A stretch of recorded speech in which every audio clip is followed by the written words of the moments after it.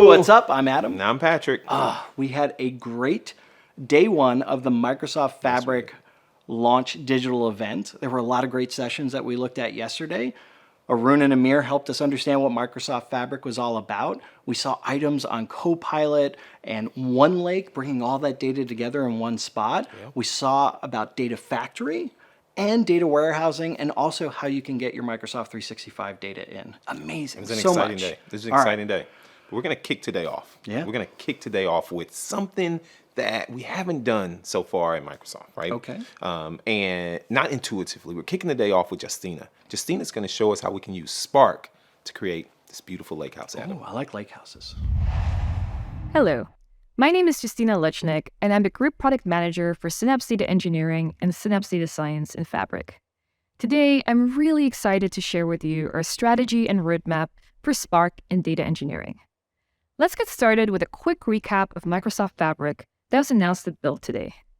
Fabric is Microsoft's next-generation data platform that brings together all the different experiences required to build your end-to-end data project, starting from ingestion all the way through to reporting.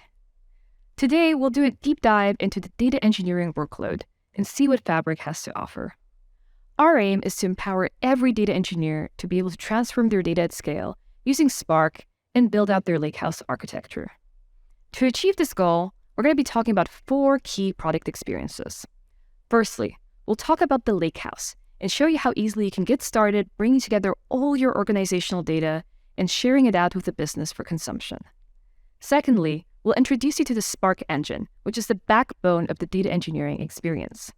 We'll talk about the Spark runtime, various performance improvements, and the robust admin controls for managing your Spark workload. Next, we'll look at the data developer authoring experience that lets you explore your data, write and operationalize your Spark code. We'll highlight the features and benefits of notebooks, our VS Code extension, as well as the Spark Shop definition item to run your Spark applications. Finally, we'll touch on how all these different capabilities are integrated into the platform, meaning you always have a seamless experience in areas like monitoring, CI/CD, governance, automation, and more. Let's get started with the lakehouse and its role into data engineering workflow. The lakehouse is a new item in Fabric, which combines the best of the lake and warehouse in a single experience. With the lakehouse, we strive to remove all the friction from ingesting, preparing, and sharing organizational data in the lake in an open format. The power of the lakehouse is that once data lands inside, tables are automatically generated, which can be read by Spark, SQL, and Power BI. In fact, every lakehouse comes equipped with a SQL endpoint that provides data warehousing capabilities, including the ability to run T-SQL queries, create views, and define functions. Every lakehouse also comes with a semantic dataset, enabling BI users to build reports directly on top of the lakehouse data. All of these different users can therefore collaborate on top of the same data stored in the lake with no data movement necessary. From a data integration perspective, the lakehouse gives users a variety of ingestion options. Users can start out with very simple workflows like uploading files directly from their local machine. Data engineers who work in low-code tools can leverage data flows with its hundreds of connectors to output data into the lakehouse. For copying petabyte-sized lakes, users can also leverage pipelines with the copy activity. Behind the scenes, all the data lands in one lake to unified data lake that comes pre-wired to every Fabric workspace. However, users don't have to copy the data into one lake to be able to leverage it inside the lakehouse. They can also use shortcuts to point to existing data elsewhere in Fabric or even in external storage accounts. By creating a shortcut, data shows up in the lakehouse either as a file or a table, despite the fact it is physically elsewhere, such as an ADLS Gen 2 storage account or even an S3 bucket. Coming soon is the ability to apply file folder as well as table security in the lakehouse. With one security, once permissions are applied, they're automatically synchronized across all engines, meaning that permissions will be uniform across Spark, SQL, and Power BI. Finally, shortly after public preview, the lakehouse can be shared as a data product for consumption by the entire business. End users who want to use the lakehouse for reporting or data science can easily discover all the lakehouses they have access to inside the OneLake Data Hub. This is the Fabric Data Discovery portal for all data items. Now that we have a better end-to-end view of the lakehouse, let's take a look at how someone can leverage the lakehouse for their own data project. Today, we're going to take a look at how data engineers can leverage Fabric to build out a lakehouse architecture. In this scenario, I'd like to build a lakehouse for my organizational marketing data to share with the business. I'm going to start out by creating a new lakehouse artifact, going to give it a name, and then immediately land in the empty Lakehouse Explorer. The Lakehouse is a new experience that combines the power of the lake and warehouse and is a central repository for all Fabric data. I have a variety of options to bring data into the Lakehouse. I can simply upload files and folders from my local machine. I can use data flows, which is a low-code tool with hundreds of connectors, or I can leverage the pipeline copy activity to bring in petabytes of data at scale. Once my marketing data is in the Lakehouse, Delta tables are automatically created for me with no additional effort. I can easily explore the tables, see their schema, and even the underlying files. I would also like to add some unstructured customer reviews to accompany my campaign data. Since the data already exists in storage, I can simply point to it with no data movement necessary. To do this, I'm going to add a new shortcut, which allows me to create a virtual table and virtual files inside my Lakehouse. Shortcuts enables me to select from lots of different sources, including lakehouses and warehouses in Fabric, but also external storage like AWS Gen 2 and even Amazon S3. Since my customer reviews are actually in S3, all I have to do is select it as a source, specify the data's location, and populate all of my account information. On the next screen, I can give my shortcut a name, and that's it in terms of setup. Within seconds, I can see a shortcut created in the Files section, which is the messy, unstructured data lake portion of the Lakehouse. I can now explore the data in the Lakehouse and even open up the PDFs, despite the data still physically being in S3. Now that all my data is ready in the Lakehouse, there are many ways for me to use it. As a data engineer or data scientist, I can open up the Lakehouse in a notebook and leverage Spark to continue transforming the data or build a machine learning model. As a SQL professional, I can seamlessly navigate to the SQL endpoint of the Lakehouse, where I can write SQL queries, create views and functions, all on top of the same Delta tables. As I write a quick SQL query, I get results back instantly without needing to move any data. Finally, as a business analyst, I can simply navigate to the built-in modeling view and start developing my BI data model directly in the same warehouse experience. After adding relationships and measures to my data, I can generate a Power BI report in a single click. As I build out my report, I get amazing performance thanks to Power BI Direct Lake Mode. With Direct Lake Mode, Power BI can natively read the Parquet Delta format stored in one lake, meaning, again, no data was duplicated in the process. To conclude, in Fabric, data engineers have a frictionless experience building out their enterprise data lakehouse and can easily democratize this data for all users in the organization. Next, we'll focus on some of the key features and performance enhancements that Fabric provides for running your Spark workloads with little friction and in a performant manner. One of the most important aspects is the Spark runtime.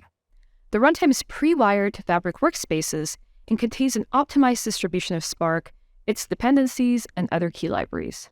In the 1.1 runtime, we're including major updates, such as upgrading Spark to 3.3.1, Delta to 2.2, and Python to 3.10. A key feature of the runtime is the integration with Delta Lake, which is the open table storage format that Fabric has standardized on. Delta is what enables customers to work with a single copy of data across all of Fabric. Since all the engines have standardized on a single format, sharing data is completely seamless. Furthermore, all Fabric engines write Delta with V-order, meaning data is automatically optimized for Power BI reporting.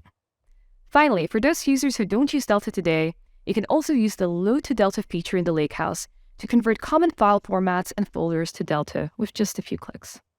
This will allow you to easily leverage the benefits of Delta Lake for your existing data as well. To ensure customers have a performant experience, we have also built various Spark optimizations into our runtime. These optimizations are designed to enhance your query performance by default without needing to do any configurations. One example is partition caching, which stores filtered partition information in a session-level cache. This means less calls have to be made to the metastore, saving you time and cost. Another example is merging scalar subqueries into a single plan, which again reduces the computation time. An exciting upcoming capability that also focuses on performance by default is Auto-Tune. Auto-Tune uses machine learning to automatically analyze previous runs of your Spark jobs and choose the configurations to optimize the performance. It'll configure how your data is partitioned, joined, and read by Spark, which can have a significant impact on performance. In fact, we have seen customer jobs running 2 times faster with this capability enabled. We're committed to improving Spark session startup times, and so we're also introducing starter pools in Fabric. Starter pools have default configurations and come pre-wired to your Fabric workspace, meaning you don't have to do anything to set them up. These pools are kept live, meaning they provide users with a Spark session within 10 to 15 seconds of running a notebook, resulting in instant user productivity. Another common customer ask is the ability to reuse Spark sessions across multiple notebooks. With the new high concurrency mode coming soon after public preview, this will now be a possibility. From inside a notebook, users can choose an existing session to attach to, resulting in lightning-fast startup times and lower costs. Coming later this year is the support of high concurrency in pipelines, which will allow you to run multiple notebooks in a pipeline within a single session. Now we have talked about some of the performance enhancements customers can expect. Let's talk about what sorts of controls and configurations are available. Firstly, assuming they have been granted the relevant permissions, workspace admins will have the flexibility of creating custom pools and setting them as the workspace default. They'll be able to configure things like the node size, number of nodes and executors, as well as auto-scale. We're also excited to announce that custom pools will start all the way from a single node, enabling customers to efficiently run small or test Spark jobs. This is a great cost-effective option for lightweight workloads. Coming later in the year, workspace admins will also have the opportunity to keep these custom clusters live, which will result in accelerated session start times. Another important aspect of configuring your workload is library management. Workspace admins can install public and custom libraries to the default pool in the workspace. Admins will also be able to set the default runtime and configure their Spark properties. All notebooks and Spark jobs will inherit these libraries, runtime, and settings without needing to manage things on an artifact-by-artifact basis. An upcoming capability that will help users better govern their workloads is policy management. Admins will be able to author policies based on Spark properties to enforce certain rules or restrictions on their workloads, which cannot be overridden, ensuring consistency and compliance. Whilst we want to streamline the process by having default experiences defined at the workspace level, we recognize customers need the flexibility of customizing things at a more granular level too. Later this year, we are therefore introducing a new environment item to give users the customizability they need. In an environment, users will be able to install libraries, choose and configure a new pool, set their Spark properties, and upload scripts to a file system. Environments can be attached to individual notebooks and Spark jobs, giving users the customizability that they need. Let's take a closer look at some of the Spark management experiences in the following demo.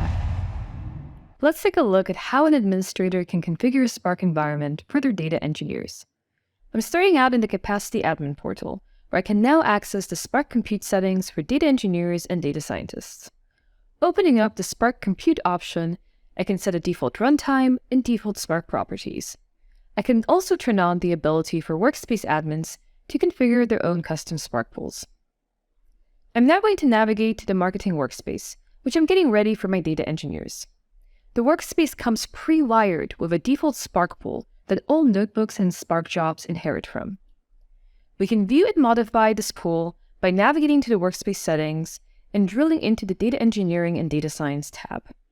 Here I can modify things like the default libraries that come with the workspace. For example, I can search for the word cloud library and choose the version that I want. I can also add libraries from Conda and from YAML files, or upload custom ones directly. Navigating to the Spark Compute settings, I can see that my workspace automatically comes with a default starter pool, and I have full transparency of all the pool details. Without needing to set anything up, all notebooks and Spark jobs can leverage the starter pool to run their jobs. In this case, I would actually like to run some small test workloads, and so I'm going to create a new default pool. I'm going to give the pool a name, and select a small node size and turn auto-scale off. I can now set my Spark pool to always run with a single node for my test workloads. Finally, I'm going to reduce my executor upper limit and create the pool. A workspace admin also has the ability to change the default runtime and modify Spark properties. Now that everything has been set up, I can save my workspace settings. Any new notebooks I create will now automatically use a single node Spark along with the selected runtime, libraries, and Spark properties. We want to ensure developers have a great authoring experience when they work in Fabric. Whether you're a data engineer or a data scientist, you can use notebooks, Spark jobs, or work in your IDE of choice. Let's take a look at some of the capabilities you will be able to leverage. Our primary authoring experience is the notebook. Our notebooks natively integrate with the lakehouse, making it easy to browse your data and drag and drop it into the notebook cells. Users can easily collaborate with others in real time, whilst the notebook auto-saves their work just like they're used to in Office. Notebooks can be scheduled, or they can be added to a pipeline for more complex workflows. Users who want to make use of ad hoc libraries during their session will be able to install popular Python and R libraries inline, leveraging commands like pip install. This is a quick and convenient way for validating libraries during the development process. Developers can build modularized notebooks that reference each other, and they can also track history through snapshots for troubleshooting errors. Later this year, we're introducing a notebook resource folder where users can store dependencies and helper files like scripts and text. Users can easily upload local files for quick and easy use. Notebooks also provide fully integrated Spark monitoring experiences inside the notebook cells. We also have a unique feature called the Spark Advisor, which analyzes your Spark executions and provides you with real-time advice and guidance. For example, the Spark Advisor can warn you about things like data skew and provide you with guidance and recommendations. Already available is Data Wrangler, a UI data prep experience built on top of Pandas data frames. Any low-code operations carried out are automatically translated to code for transparency and reproducibility. Coming later this year, Data Wrangler will also support Spark, scaling to bigger data volumes, and will integrate with OpenAI for transformations powered by natural language. We also have various improvements coming from a usability perspective. Later this year, we'll introduce a revamped data frame display with built-in summary statistics for easier exploration. We're also working on Power BI integration on top of your data frames, as well as the ability to browse and add code snippets for common data engineering activities. We're excited to announce we're also working on adding native Copilot support to notebooks through constructs like magic commands. Users will be able to leverage these inside their notebook cells to chat about their data or get code generated in the notebook. What's more, Copilot in Fabric is data-aware, meaning it has full context about your lakehouse tables and schemas. This makes it really easy to have Copilot assist you with your data engineering tasks, as well as helping you better understand, document, and debug your code. Finally, another exciting area of investment is utilizing notebooks not just for development, but also storytelling. Later this year, users will be able to embed their notebooks alongside Power BI reports and dashboards inside Fabric apps, which can easily be distributed to business users. Customers will be able to interact with widgets and visuals in the notebook as an alternative reporting and data exploration mechanism. Let's take a moment to take a look at the notebook developer experience. In this demo, we'll dive deeper into a data developer's authoring experience in Microsoft Fabric. In this project, I'm collaborating with my colleagues on a predictive model built on top of the marketing data in the lakehouse. I can see Pierre has the notebook open, and I can view his code updates in real time inside the cell. To get started, I'm going to install an ML library I need for my project. Thanks to the built-in live pools, my Spark session starts in a matter of seconds, and I can immediately start being productive. I can now drag and drop my campaign table from my lakehouse, and a code snippet gets generated for me immediately. As I run my cell, I can leverage the inline monitoring to monitor my Spark job and make sure everything is running smoothly. I can get a preview of my data and use the built-in charting capabilities to explore things and even adjust the charts around for better insights.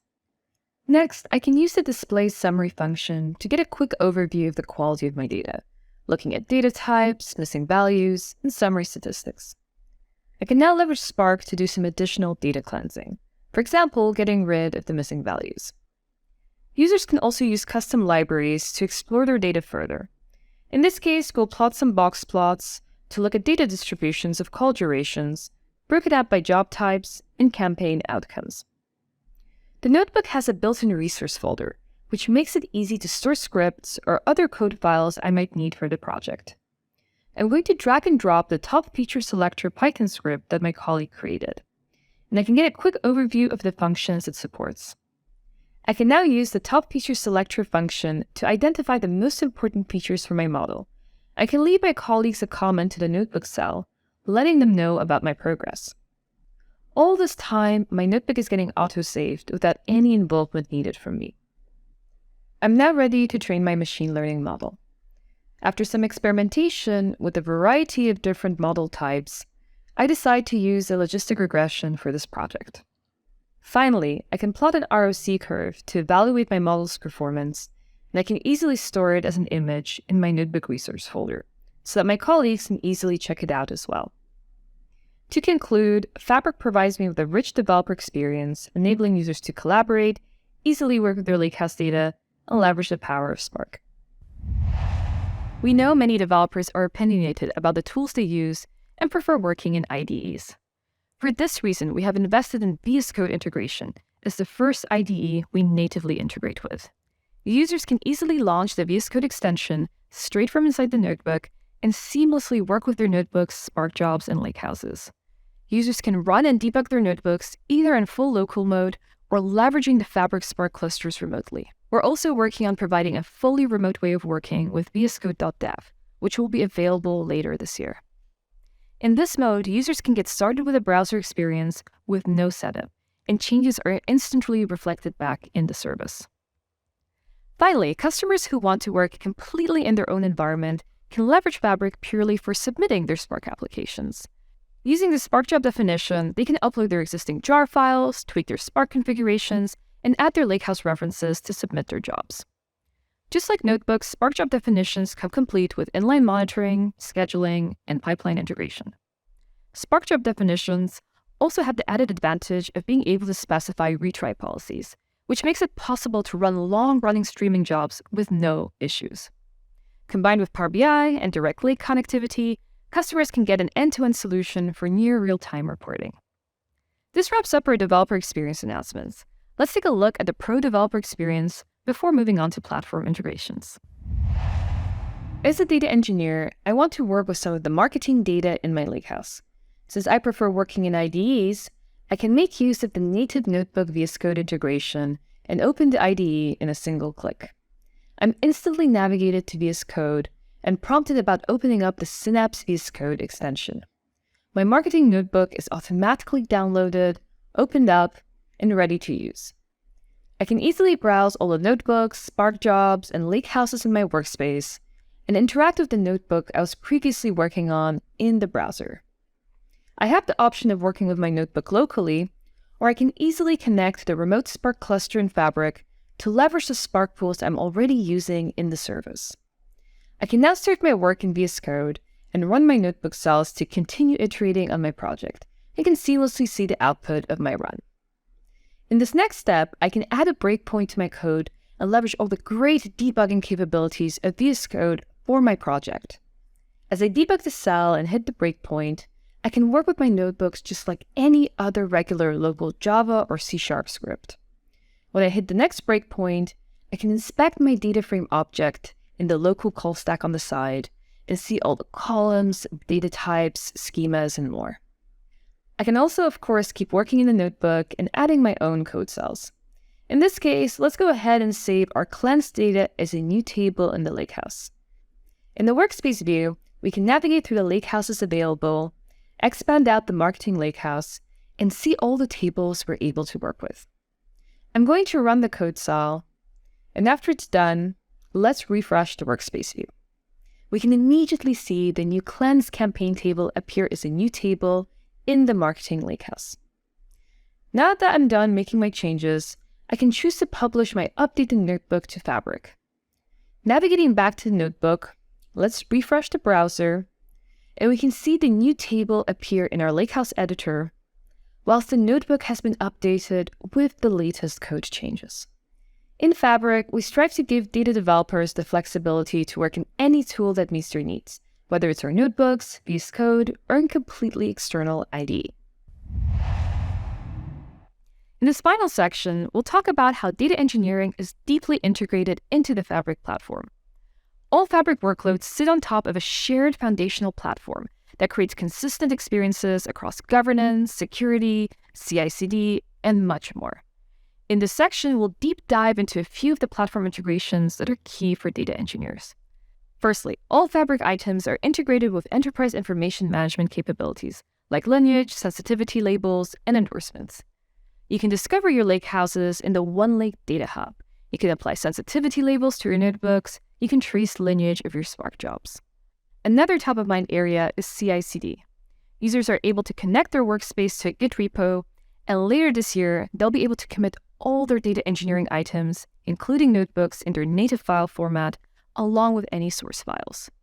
Users are also going to be able to leverage deployment pipelines to deploy their data engineering items across dev, test, and production workspaces, either using the UI or automating the process through Azure pipelines. In addition to inline monitoring experiences, Spark applications are also going to be accessible through the Monitoring Hub, which is the centralized Fabric monitoring portal. Users can get a bird's-eye view of all their items, but they can also drill down to the details at the job level. Customers can also view related items like associated notebooks and pipelines, and also view snapshots of their notebooks for easy troubleshooting. Finally, those who feel at home in the Spark UI can also navigate directly to it, as well as the Spark History Server for viewing native Spark execution metrics. Admins can also get a consolidated view of their capacity reporting, which shows them the utilization of all their workloads in Fabric. This gives admins the clarity and visibility into how much usage all their data engineering items are generating, enabling them to make data-driven capacity decisions. We know how important it is for data engineers to be able to automate their jobs and do things programmatically. The Fabric SDK, which is shipping later this year, enables users to create items, execute jobs, as well as manage and monitor their Spark compute. We'll also support the Livy endpoint for programmatic batch job submission. Before wrapping up, let's take a look at one last demo, this time doing a deeper dive into the monitoring experiences of the platform. Now we'll take a look at how Fabric provides a unified experience for monitoring, whilst giving users the flexibility of diving deeper into their workload-specific needs. I start out by navigating to the Monitoring Hub, which is the centralized monitoring portal for all Fabric items. Users can sort by item type, filter by job status, get more details about a job, and the great part is, this experience is completely consistent for every item, whether it's a data engineering notebook, a data integration data flow, or a Power BI dataset. If there's a job I submitted by accident or I don't want to run anymore, I can also easily cancel the run straight from this experience. Whilst the Monitoring Hub provides me with a consistent way of looking at all my jobs, I can also drill into the details of all my runs. For example, navigating into a specific Spark application. At this point, the experience transforms into something that is personalized per my specific workload. In this case, a data engineer can get all the details of the Spark jobs that are part of their Spark application. If I have a job that has failed, I can easily get the specific code cell snippet of where the problem has occurred. I can also navigate through the diagnostic panel to get more details about where and why the error occurred, but also warnings about potential performance issues. In this case, we can see we have some skewness in the data that the user should look into. Data engineers can also look through the driver logs to get more details about the error. They can also download the logs for further analysis in their own tool of choice. Users can also see the data inputs and outputs, for example, coming from their lakehouse, blob storage, and other sources. Finally, data engineers can take a look at the notebook snapshot from their run to see exactly where potential issues occurred. For a more scoped view, users can navigate to their workspace and look at the runs associated with a specific item, such as the notebook. And of course, users can monitor their interactive jobs directly inline. Data engineers are also able to navigate to the Spark UI, which shows native Spark execution metrics at the job level. Users can dig into the different executors and check out the corresponding logs. To conclude, Fabric offers many unified experiences ranging from CI/CD to monitoring, where users can benefit from a consistent interface, but can also dive into the workload-specific details if needed. Thank you so much for joining the strategy and roadmap session for Synapse Data Engineering in Microsoft Fabric. As a next step, I highly encourage all of you to try out these new experiences by navigating to fabric.microsoft.com. I would also recommend you check out the data science, data warehousing, and OpenAI session to learn about some of the other exciting announcements. I hope you have enjoyed the session, and I look forward to hearing your thoughts, feedback, and suggestions about the new capabilities we are releasing. Patrick, you weren't wrong. Lakehouses in Microsoft Fabric is amazing. They're the way to go. You know why? Because they bridge that gap between just having the data warehouse. It brings the data lake and the data warehouse under one umbrella. So now I can cover all the personas in my organization. Not only can we have the citizen developers connecting to it, but we can have our data scientists, our data engineers, just using all the data in one single place, Adam. And I like this concept of starter pools to just get it up and running fast, but we can also customize that to our business needs, which is important as well. And from a developer perspective, leveraging notebooks and Spark jobs, or bringing your own IDE with VS Code, that was amazing. That was amazing. Absolutely amazing. All right, Patrick, for the next session, we're going to hand it over to Arthi and Anton, where they're going to look at security and governance inside of Microsoft Fabric, a very important topic. Let's go. Hello everyone, welcome to this session. I'm Arthi Ramasubramaniam Iyer, Group Product Manager, and co-presenting with me today is Anton Fritz, Principal PM Lead in the Azure Data Org in Microsoft.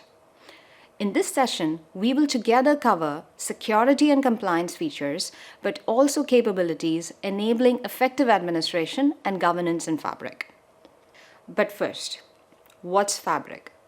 Fabric provides a unified intelligent data foundation for all analytics workloads and integrates Power BI, Data Factory, and the next generation of Synapse to offer customers a price-performant and easy-to-manage modern analytics solution.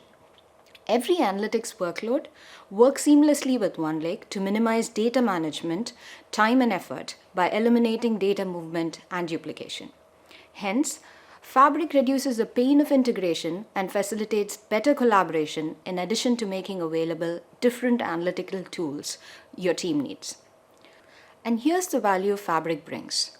Fabric provides a complete analytics platform with best-of-breed capabilities across every analytics workload with security and governance inbuilt.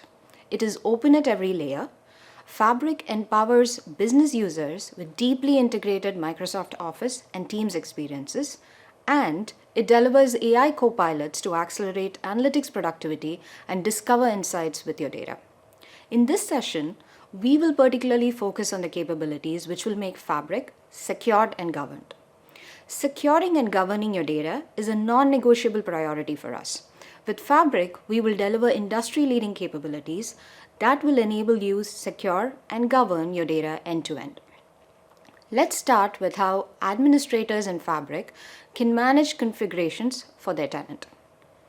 In Fabric, as Fabric admins, you will be able to manage all tenant and capacity settings in one admin portal. In the Fabric admin portal, you can centrally manage, review, and apply settings for the entire tenant, not just for Power BI, but everything Fabric.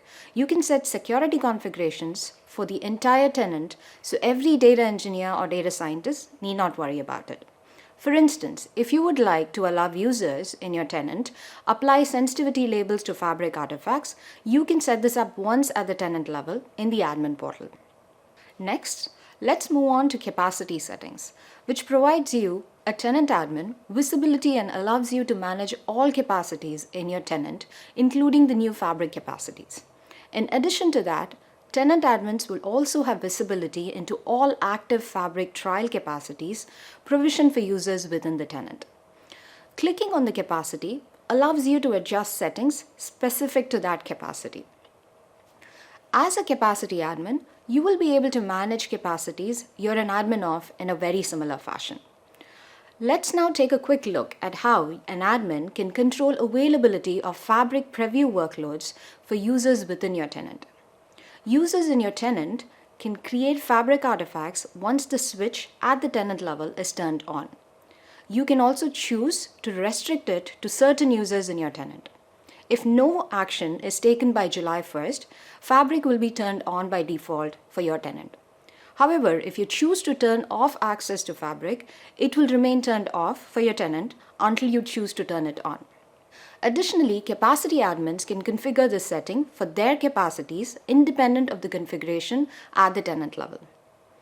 For instance, you can enable Fabric at the tenant level for specific users. However, at the capacity level, the capacity admin may choose to follow the setting at the tenant level or override the tenant configuration. While there are admin APIs available for a tenant admin to be able to automate aspects of tenant management, we are introducing a new one which will allow you to read tenant settings and configurations you have applied for each setting. This could be used in automation scenarios, but also for documentation purposes and sharing current Fabric configurations to other non-admin users in your tenant. We understand that as the number of settings increase, keeping track of newly added ones are not easy. To help with this problem, in addition to visual cues for new settings, we will also notify you of newly added tenant settings in the admin portal as shown here. Now, a quick look into other features we're actively working on. We plan to make available more settings which can be delegated by a tenant admin to capacity or domain admins and workspace admins. This allows for distributed and granular management of relevant settings, enabling efficient management as we introduce new workloads and features in Fabric. We also plan to make usability improvements like a search experience, which searches both settings, titles, and also descriptions to surface settings that match your specific criteria. While some of the admin APIs will support Fabric artifacts at public preview, we will continue to expand that list to make sure all admin APIs do. Let's take a look at monitoring capabilities in Fabric now. As admins, to effectively govern, we understand that you need insights into usage, adoption, and activities within your tenant. Hence, we introduce the admin monitoring feature, which is an in-product admin monitoring workspace with pre-created reports and datasets. This feature will soon extend to include Fabric artifacts and additional governance capabilities. Here's a quick demo of this feature. The new Admin Monitoring Workspace is a Microsoft curated workspace targeted to the needs of tenant admins. It comes pre-populated with reports and datasets, and we're going to be focusing on the new feature usage and adoption report for this demo. Keep in mind that as we roll out more Fabric capabilities, this workspace will include value-added Fabric artifacts on an ongoing basis. You can't add or remove artifacts here, but you can, for instance, use the included datasets to build your own reports. As a tenant admin, you can also share this workspace with others in your organization as you would any other workspace. So let's take a look at the new feature usage and adoption report. This report comes pre-populated with 30 days worth of data and gives you a bird's eye view of activities on the tenant across time. You can zero in on a specific date range here, or you can use the familiar filter interface on the right to filter along a range of parameters. You can also filter directly from within the report UI. We can right-click to drill through on this category, or drill down in this case, to break it down into its constituent elements.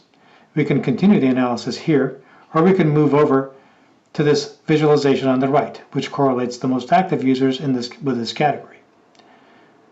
Here we see this user's activities are exponentially higher than other users, and perhaps we'd like to learn more about what they're doing across the tenant. To do that, we can drill through to activity details.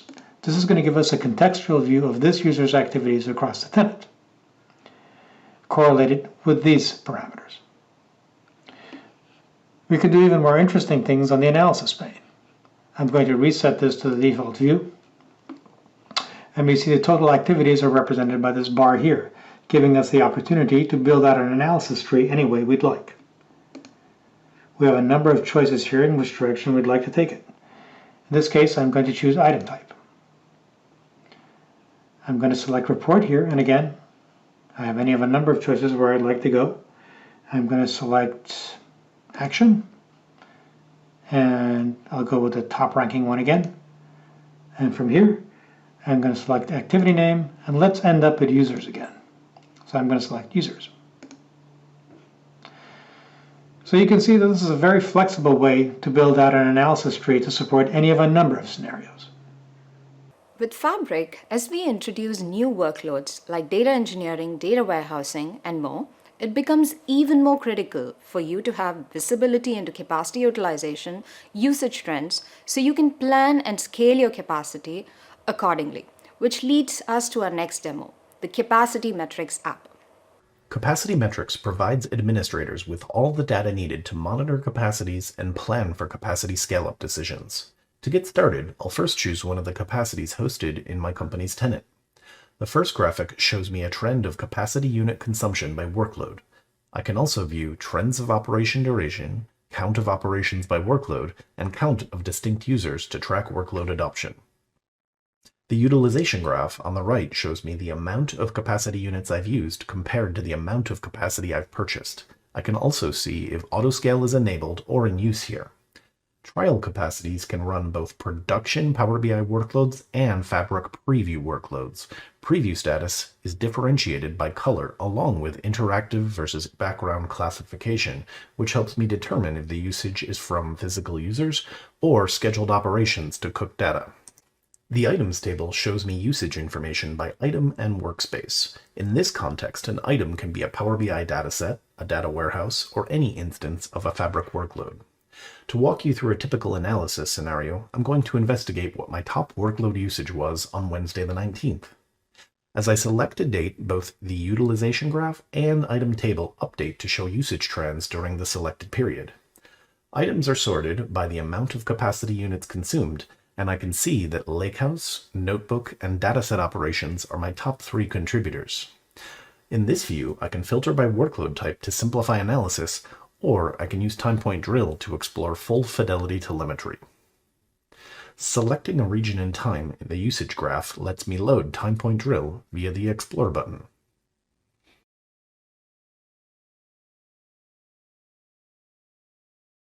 Unlike the aggregated views we just saw, TimePoint Drill shows operations running during a single point in time to help me analyze what contributed to capacity usage, autoscale, or throttling decisions.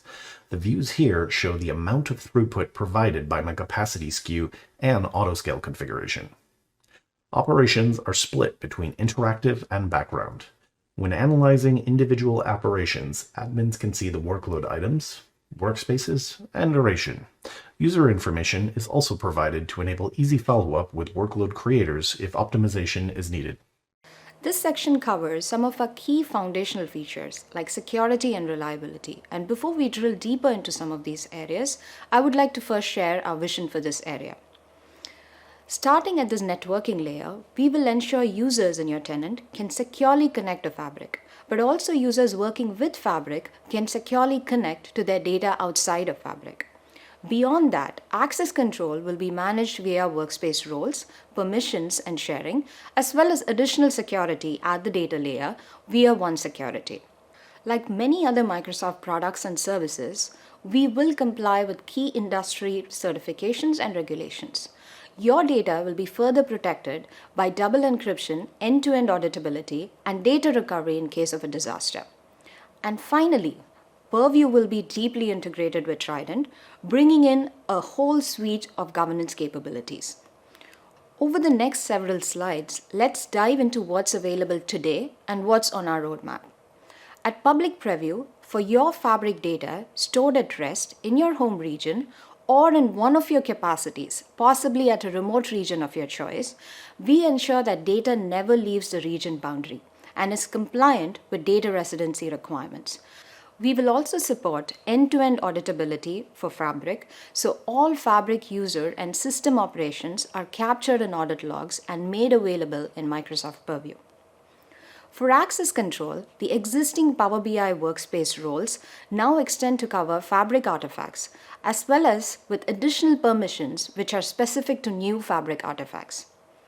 In addition to workspace roles, you can share individual Fabric artifacts or provide direct access to them to specific users. Looking at our roadmap, we are in active development of the first phase of a feature we are calling OneSecurity. OneSecurity will bring a shared universal security model which you'll be able to define in OneLake. More granular data security can be defined on data once in OneLake. This includes table, column, and row-level security. In this example, I have defined security on a data warehouse. that security would flow across any shortcut which references that data and be respected by any engine you choose to access this data with. There are many more fundamental features, some we are actively working on, and others which are part of our mid to long-term roadmap. We're actively working on adding support for managed identities for Fabric, which will allow you to securely connect to your external data sources and also operationalize relevant Fabric artifacts. We're also working on ensuring Fabric data is recoverable for business continuity. Other key features we soon plan to focus on are securing inbound and outbound connectivity in Fabric and data encryption using customer managed keys. Now, let me hand it over to Anton, who will cover more governance features and Fabric Purview integration. Thank you. Thank you, Arti. I'm really excited to talk with you today about enterprise information management capabilities in Fabric. As you think about Fabric, we are thinking about enterprise customers. Customers that, in order to empower thousands and tens of thousands of users to leverage Fabric, need enterprise-scale data management capabilities. These capabilities are usually oriented toward administrators that are responsible for data availability, data quality, compliance, and governance of analytics platforms. And the great thing about all of the capabilities that we are going to discuss today is that they are either built into Fabric or deeply integrated into Fabric. For example, the platform has a built-in data lineage and impact analysis capability, enabling you to get an overview of how the data flows in a complex analytics project, which may include data lakes, multiple data lakes, warehouses, pipelines, models, reports, and dashboards. Understanding where the data is coming from and where the data is going in a complex analytics project can help you easily assess the impact of making a change in one of the components. And it also can help you do root cause analysis if there is a data quality issue in one of reports that the business users consume. So with data lineage, you can easily identify where the data is coming from and zoom in on the root cause. Another enterprise requirement is the ability to discover quality assets. And this is where endorsement is another important capability for enterprises that is built into Fabric. Endorsement helps users in organization to discover the highly quality endorsed by central team data assets. And today in Fabric, there are two ways to endorse your data assets. First is certification. Users that are authorized by Fabric administrators can certify data assets that meet organizations' data quality and reliability standards. The second way to endorse items is using promotion. This option available for all data owners, and it enables them to promote assets that they think that can be valuable for other users to reuse. Endorsed assets get higher visibility in One Lake Data Hub and other data discovery experiences in Fabric, what makes it easy for you to discover the endorsed assets and leverage them in your analytics tasks. We also understand that enterprises manage multiple platforms, and some enterprises need to export the metadata of the analytics platform to their homegrown management tools or third-party data cataloging tools.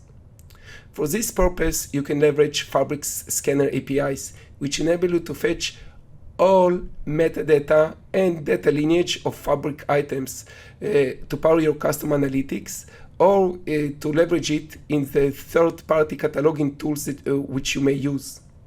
Currently, Fabric is integrated with Microsoft Purview Data Catalog, Informatica, Colibra, and Alation. Please note that integration available for Power BI data assets only. We are in different stages in collaboration with our partners in making other Fabric assets available. Now, let's take a step back and look on large enterprises. And what we understand is that in order to achieve enterprise scale compliance and governance, the capabilities that we showed so far are only part of the puzzle. Enterprises also need enterprise scale tools to manage their entire multi-cloud, multi-platform data estate. with capabilities like data cataloging, information protection, detection of sensitive data, auditing, etc. And this is where Microsoft as a whole provides you with the best of tier of the full stack compliance and governance solution, with Microsoft Purview deeply integrated into Fabric, to provide you with single vendor approach that giving you the benefit of built-in compliance and governance integration. But first, what is Microsoft Purview? Microsoft Purview is a suite of compliance and governance solutions helping enterprises govern their multi-cloud and multi-platform data estate, including governance of Microsoft 365 applications. Microsoft Purview unifies information protection, data governance, risk management, and compliance solutions to enable you one place to manage the compliance and governance for your entire data estate. And when we look on the Microsoft Purview deeply integrated with Fabric, it starts with integration with Microsoft Purview Data Catalog, where you can create a new Purview tenant that scans content from Fabric and from both first and third-party assets, enabling admins to better govern their multi-cloud, multi-platform data estate because they have all the assets in one place, and also users that search the catalog, they can discover data across their organization. Today, Microsoft Purview Data Catalog supports scan of Fabric's Power BI assets, and it to be expanded to full set of Fabric assets in the upcoming months. If you're using existing Purview catalog and data estate insights, they continue work as they worked before. Purview's deep integration into Fabric continues with Purview information protection sensitivity labels. And as we all know the concept of sensitivity from Office, where you can see if the document or email is confidential and you may not be authorized to export some sensitive data, this is all done through information protection sensitivity labels. These same sensitivity labels that are available in Office are now integrated into Fabric. That means that in one place in your organization, you manage all the audit and security policies for all the data platforms. And also it provides for users that are using Fabric with a familiar experience of how to apply sensitivity on sensitive data and how to know if the data is sensitive. Now let's see a demo of how information protection sensitivity labels are integrated into Fabric. As data engineer, I can easily meet my organization compliance requirement to classify and label sensitive data in Fabric using Microsoft Purview information protection sensitivity labels. I will open the source lakehouse of my analytics project. And here with Office-like user experience, I can apply the right sensitivity label to reflect the sensitivity of the data in this lakehouse. In this case, I would apply highly confidential internal-only sensitivity label. Once this sensitivity label applied on the lakehouse, Fabric automatically takes care of applying this sensitivity label on all the items connected to this lakehouse. Like you can see in this complex project, it includes various lakehouses, pipelines, SQL endpoints, datasets, reports, and dashboards. Now, when the business user will consume the Power BI report in this workspace, they will immediately see that this report has highly confidential internal-only data. And when they export this data for further analytics to Office, Fabric will automatically apply the sensitivity label and protection setting on the exported file, by those providing end-to-end labeling and protection from Lake to Office. But this does not end here. One of the most required enterprise compliance needs, especially for enterprises in highly regulated industries like finance or healthcare, is the ability to detect upload of sensitive data to the cloud. Here is another place where you can benefit from Purview's deep integration into Fabric. Compliance admins can define automatic DLP rules in Microsoft Purview portal to detect upload of sensitive data to Power BI models in Fabric. And if such upload detected, they can trigger an automatic policy tip or alert. DLP policy is exactly the tool that can help you automate your compliance processes in Fabric to meet the enterprise scale compliance requirements. DLP policies currently support only Power BI models in Fabric. Let's see a demo of how compliance admin can define a DLP policy to automatically detect upload of sensitive data. In Microsoft Purview Compliance Portal, this is where I define my data loss prevention policy. After giving it a name, I'm going to decide to run it on the Power BI location on top of Exchange, SharePoint, OneDrive, and other locations you can see here. And I can decide if I want it to run on the entire tenant or to choose to exclude or exclude specific workspaces. Creating my rule, these are the conditions and actions that I want to run.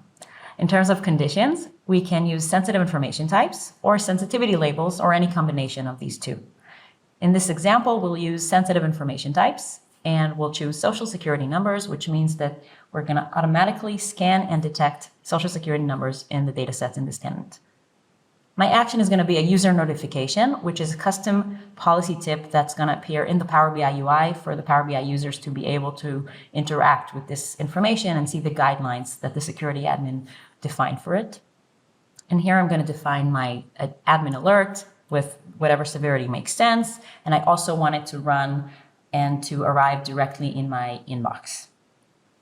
Once I created my rule, I'm able to review the conditions and the actions, and this is also the place that I'll be able to edit the rule if I need any revisions in the future. In Power BI, I can see my data set. As soon as I refresh it, it's going to trigger the evaluation of the policy, and in this case, we're going to detect sensitive information. When I click on the data set, I can see the details of the rule that was matched. This is the exact same custom policy tip that we defined a moment ago. Back in Microsoft Purview Compliance Portal, in my Alerts tab, I can see the alert that was triggered.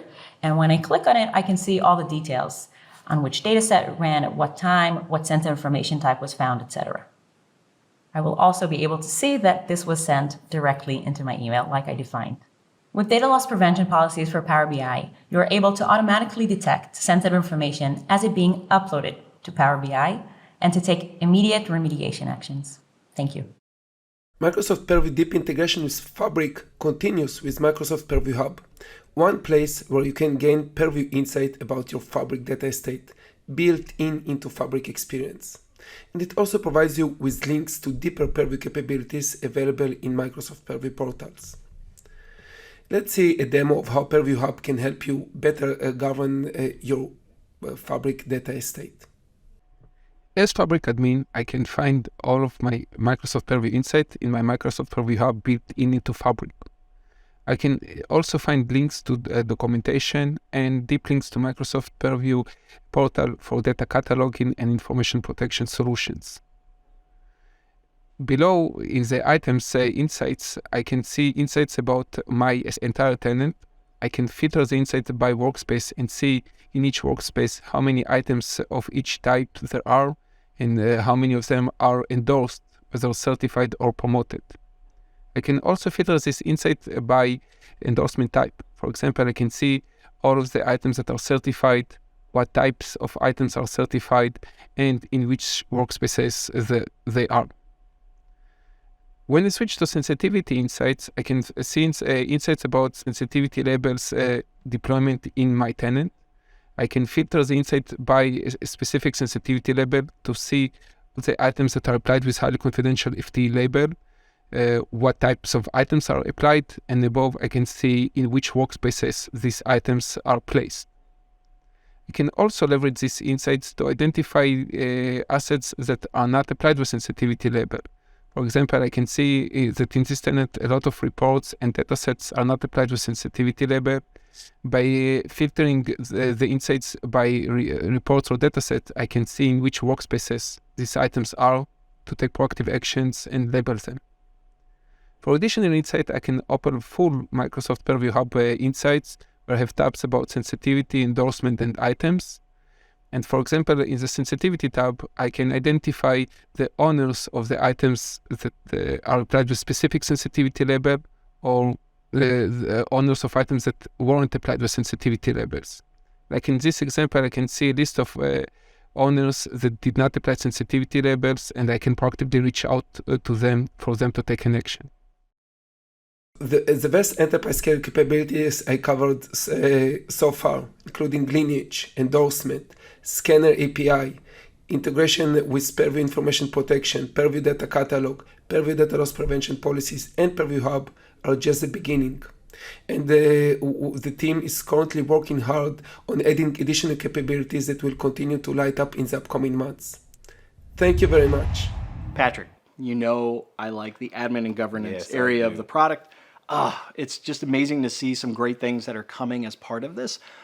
Arthi looked and showed us things about capacity management, the ability to read tenant settings versus via an API. And she also talked about a lot of great roadmap things that are going to be coming in the future. So settings delegations, ability to search items. These are things that people have been asking for a long time. And then we also got this introduction to one security. That was my favorite part, Adam. That's why think about if you're working across all these different computes connected to that one lake and the security is in one place. That is absolutely amazing. And then Anton wrapped it up with this Purview Hub integration inside of Microsoft Fabric as well. So you can see what's going on if you're leveraging the information protection labels and other items that are part of Purview. So that's great to see on the product as well. It's insight to all the things. Yeah. All right, Patrick, what's next? Next up, Nellie's going to talk about Synapse Data Science in Microsoft Fabric. Hi everyone, my name is Nellie Gustafson and I'm a product manager leading the Synapse Data Science experiences in Microsoft Fabric. Today, I'm very excited to share an overview and a roadmap of the new Synapse Data Science capabilities we are releasing. First, we're going to go through a key end-to-end data science scenario we are enabling. We will then deep dive into a selected set of tools and experiences we're providing to help users as they go through the data science process. And finally, we're going to go through the roadmap and some exciting upcoming features. You may have already heard about Microsoft Fabric, but let's do a quick recap about the announcement today. Fabric is Microsoft's new data platform for all analytic workloads, and it integrates Power BI, Data Factory, and the next generation of Synapse with easy-to-use experiences for a variety of roles. This brings together the different data and analytics experiences all the way from ingestion to insight. And as I mentioned, this session is going to focus on data science in Microsoft Fabric. Let's start with some key reasons why data science integrated in the analytics platform is so valuable. Analytics is a team sport. A typical scenario involves many different roles and many handoffs. Data science plays a key role in the analytics workflow because it helps us to enrich data for the purpose of making decisions and getting insights. There are many advantages in removing the silos and inviting data science practitioners into a data and analytics platform like Fabric. Fabric is data-centric. Data is at the heart of data science. As you manage your data assets in Microsoft Fabric, you build everything from data pipelines to lakehouses and your Power BI reports. You should give your data science teams the opportunity to also work seamlessly on top of the same secured and governed data.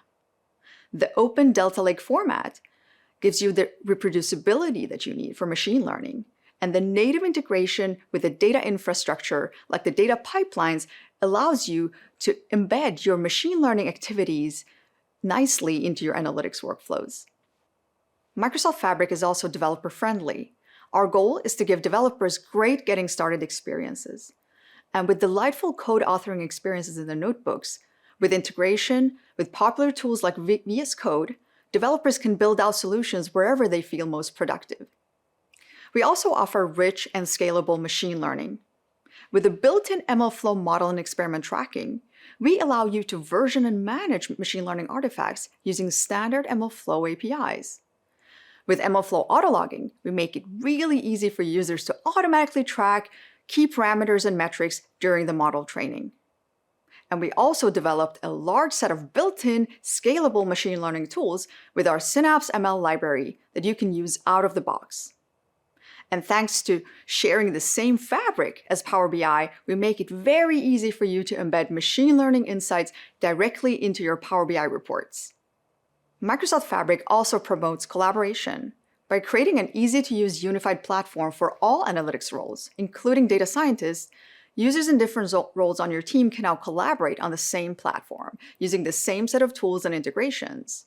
So whether they're working on data engineering or data science or BI, you can now make your analytics tasks easier. This also makes it easier to secure and share data.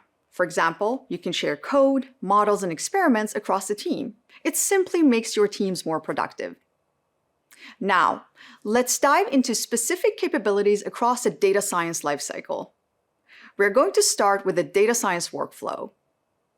This is a workflow I'm sure many of you have seen before in some form, and we're going to focus on a key scenario that helps accelerate your business insights with help from data science and machine learning tools. And when we cover the individual features and experiences later on, you'll hopefully get a good understanding of where they fit in. Any data science process typically starts with formulating a problem, a question to answer. In Fabric, we're making it very easy for data science users, data analysts, and business users to collaborate over the same source of truth. This gives a shared understanding of the data and the problem at hand.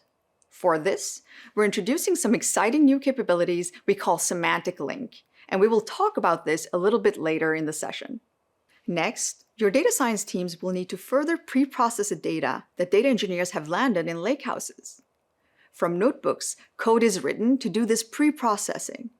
But a big part of pre-processing data is to first explore the data, understand it, detect issues, and then address those issues. We are bringing in tools like Data Wrangler to help boost the productivity of users during the data cleansing and preparation phase. And once the data is clean, you want to construct machine learning features and train your machine learning models. With MLflow, we're making it very easy for you to track and manage these machine learning experiments and models. In fact, machine learning items are first-class citizens in Microsoft Fabric. It means that you can control permissions on a model, you can share it, you can label it, you can endorse it. And with our scalable, rich machine learning library on Spark, Synapse ML, you can perform these steps at any scale. To enrich the new data coming into your lakehouses, we offer you scalable batch prediction capabilities so that you can get your insights faster. And with the new Power BI Direct Lake mode, your enriched data is immediately available and continuously refreshed for reporting without any extra steps. Now, let's dive into some of the specific experiences and features that we're releasing. Data Wrangler is a tool designed to help simplify data prep and cleansing while still taking advantage of the power of code and reproducibility of Python. It features dynamic data displays and built-in statistics and chart rendering capabilities. And it gives you the ability to get started processing data frames in just a few clicks. Data Wrangler is designed for a range of experience levels, from newer developers to more experienced developers. And in the future, the tool will support Spark data frames and offer natural language processing to code functionality using Azure OpenAI. As part of the Synapse experiences on Microsoft Fabric, we are also bringing you built-in model and experiment tracking with MLflow. This allows users to easily track and compare different experiment runs and model versions. And with auto-logging, we're also making it very seamless to capture key metrics automatically as you're authoring code to train models. The MLflow tracking support in Microsoft Fabric is powered by Azure Machine Learning, which opens up exciting integrated experiences in the future. With our scalable predict function on Spark for batch scoring, we help simplify operationalization of models. You run your scoring jobs from the secure confines of your data platform without moving any data. Just write the enriched data to your lakehouse and seamlessly serve to Power BI reports with Direct Lake mode. We want to make it easy for everyone to leverage our tools. That's why we've added an easy-to-use guided experience that helps you enrich your data. Simply select your source of data, map it to the inputs of your model, and choose an output destination. And from there, we'll handle the rest and even generate code for you. In addition to features mentioned so far, we also offer you support for the richest machine learning library for distributed ML on Spark. With the Synapse ML library, which is an open source machine learning library that we maintain, you get access to a lot of machine learning tools and easy to use APIs for applying machine learning and enriching your data in an easy way. There's a ton of great features in this library, and I don't have time to cover everything, but let's highlight some of the core capabilities. Synapse ML offers training of distributed machine learning models with performant and popular algorithms. We've also added full MLflow support for Synapse ML models. Spark operators in Synapse ML also help you to work with pre-trained AI models from Azure Cognitive Services. And of course, new APIs allow you to apply large language models and those type of transformations directly on your Spark data frames. You can go to aka.ms/spark to learn more about Synapse ML. Lastly, before we dive into a demo, I want to highlight that the Synapse experiences in Microsoft Fabric also come with R language support. Built-in R support for Spark R, Sparkly R make it easy for data scientists to develop machine learning models using familiar interfaces with R. R can be used both from notebooks and Spark job definitions. Now, let's dive into a demo showing you the end-to-end data science scenario we covered a while ago and how it can be implemented in Microsoft Fabric. We are going to look at one of the key end-to-end data science scenarios in Microsoft Fabric. Here, I'm in my workspace and I've created a notebook. Here, we are building machine learning models on Spark for predicting taxi trip durations, and we will then seamlessly serve predictions for consumption from BI reports without any data movement or extra steps. With our notebook experiences, data scientists can quickly get started solving problems using machine learning tools. The raw taxi trip data that we're going to use is in our lakehouse and contains 34 million records. This data contains details about taxi trips, and we are interested in being able to predict the duration of a trip given a set of known factors. This could help us plan and optimize trips better. We are going to take a sample of this data and do exploratory data analysis using Python and popular visualization libraries. For example, we can learn more about our data by looking at the distribution of the trip durations. We can analyze this by passenger count and look at the distribution of passenger counts per trip. In this way, we can detect relationships and correlations in our dataset. We can analyze peak hours during a day and peak days of the week. This also helps us detect outliers and missing values to filter out. And once we are done cleaning up the dataset, we can save the prepared dataset back to the lakehouse. Microsoft Fabric also has a built-in MLflow endpoint. This means that you can easily track and manage your machine learning models and experiments with standard MLflow APIs. We are going to read the cleansed and transformed dataset from a delta table in the lakehouse. After some feature engineering and defining hyperparameters, we are ready to train a machine learning model. Here, we are also starting an MLflow run to make sure we capture and track this iteration. We are using Synapse ML and a light GBM regressor to train this model. And finally, we can log the model version. This process will be repeated for another run with a tuned set of hyperparameters. The model and experiment now exist in our workspace as items. If we open the experiment item, we can see the runs that we just created. We can see all the associated files and details about our runs. For example, we can see model signature and environments. It is also possible to save models from runs in this experience. We can also filter runs in a list and compare different runs and customize charts. This makes it easier to evaluate different runs. Similarly, we can take a look at the model item in our workspace. Here, we see two versions of models logged from our notebook. We can see how we can apply models through various experiences and even copy the code for using a model in a notebook.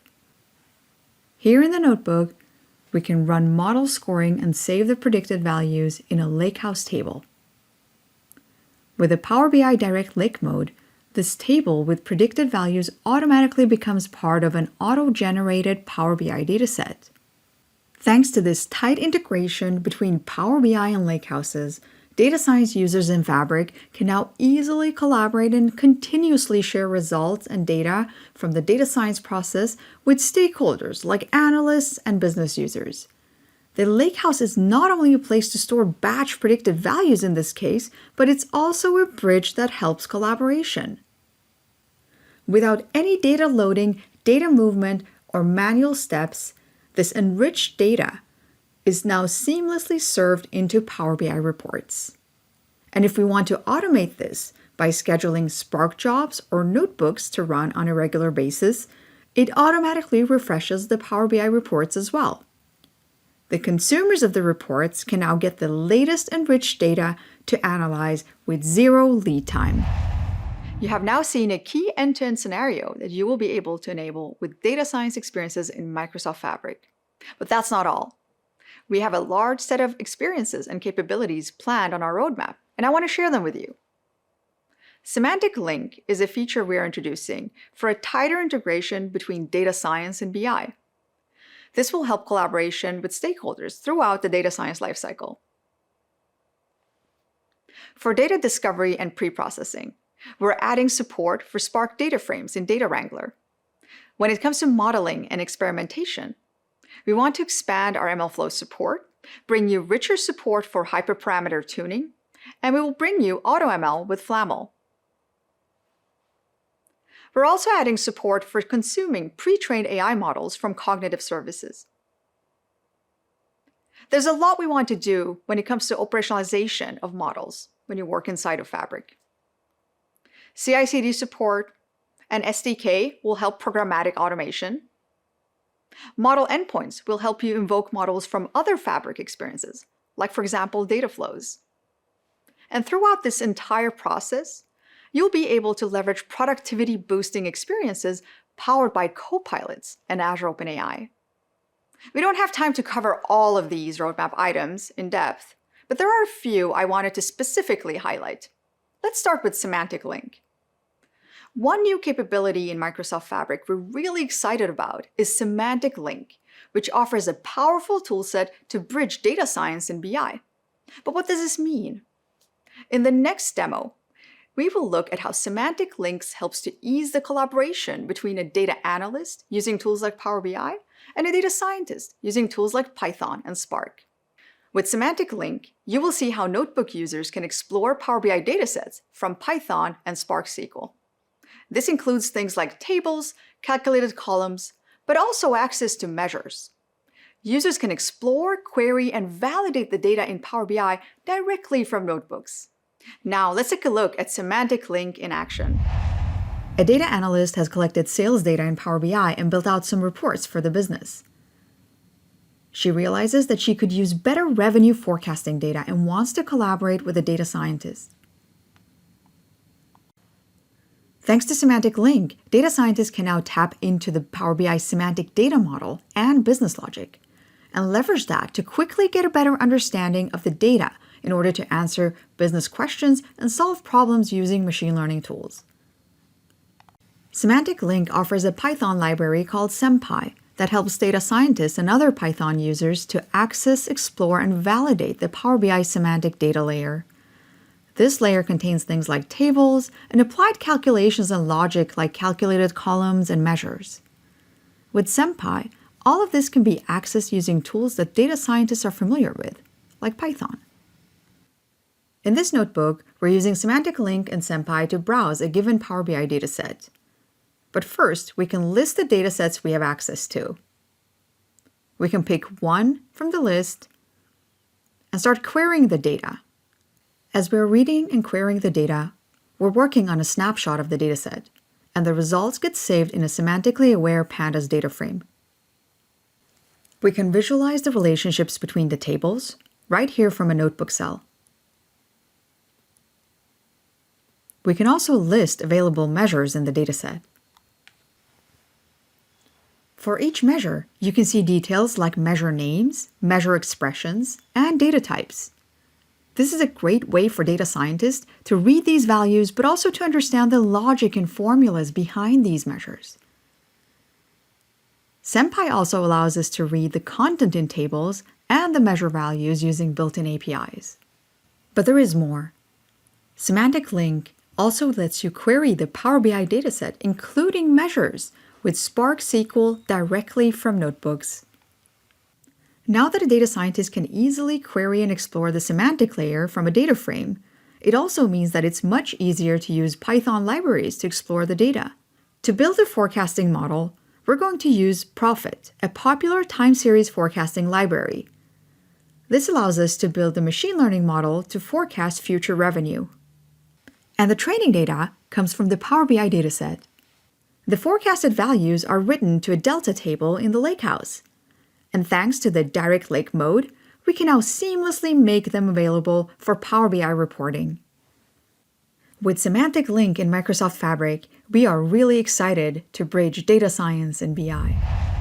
To empower all users with AI, Cognitive Services pre-built AI models will be integrated into Microsoft Fabric.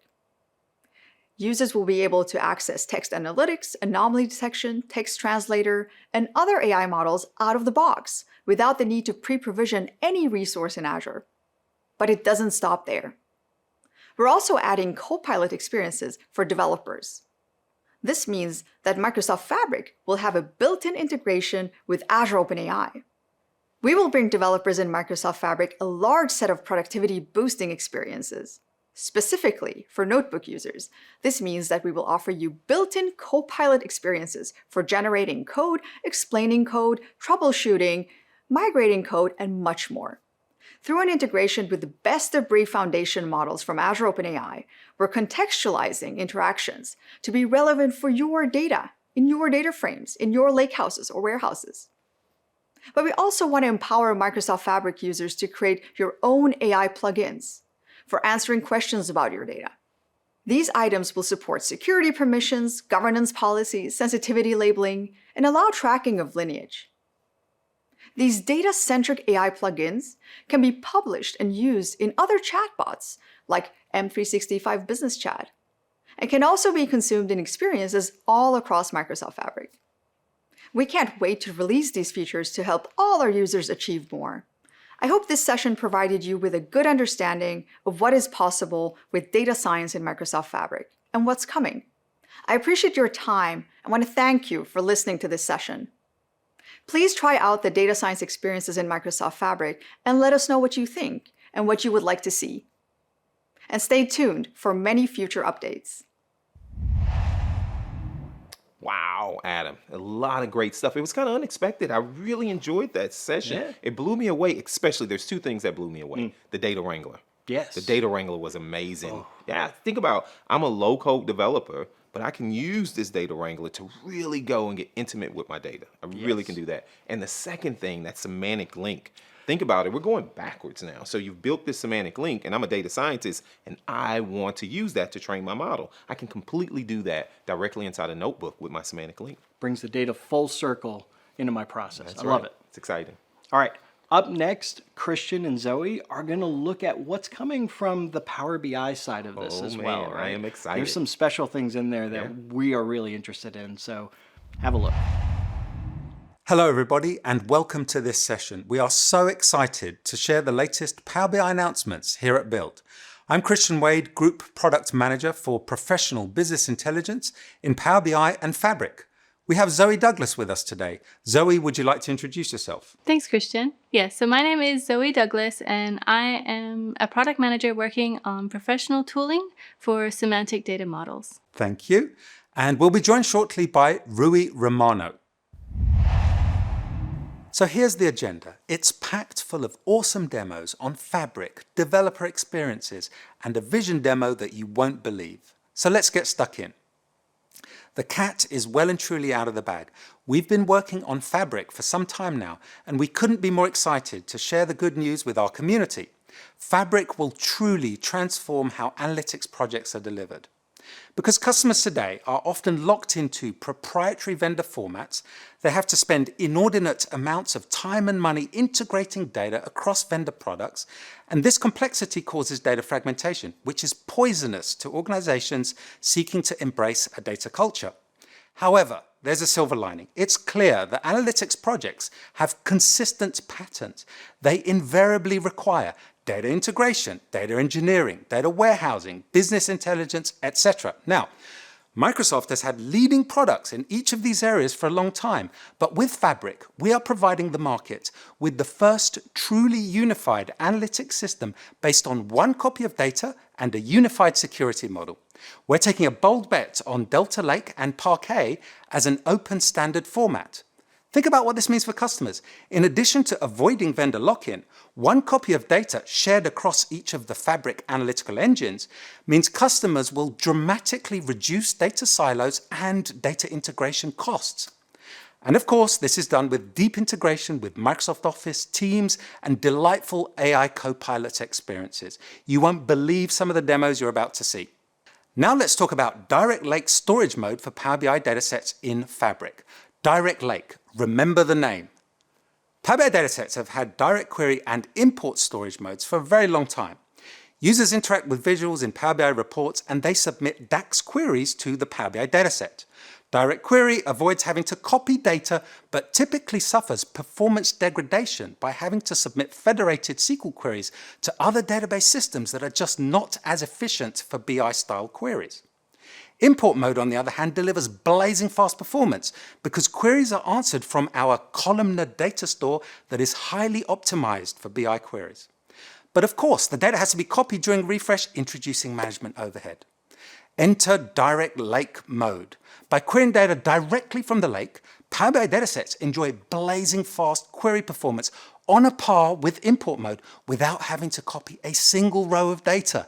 Now I know what you're thinking, how on earth is this physically possible? It literally sounds too good to be true. Well, it just so happens that Parquet is also a columnar storage format that works perfectly with our engine. So let me make this clear.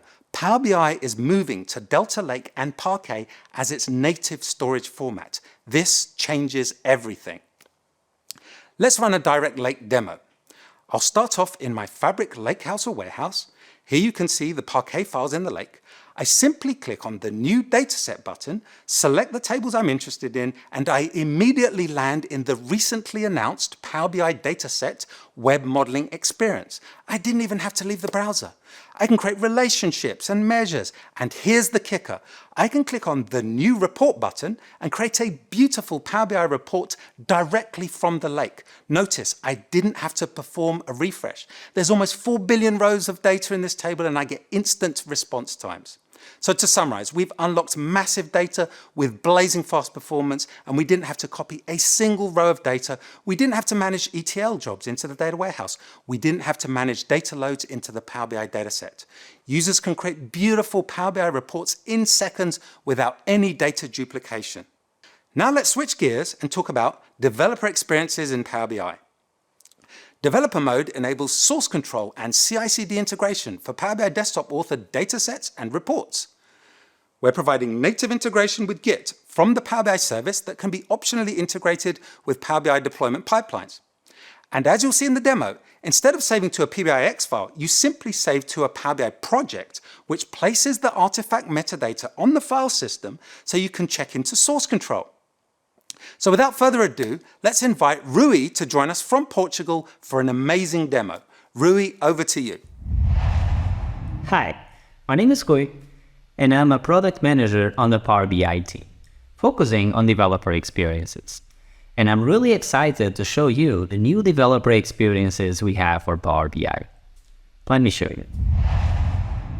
Now, with Power BI Desktop, you not only have the option to save your work as a single PBIX file, but you can also save it as a Power BI project.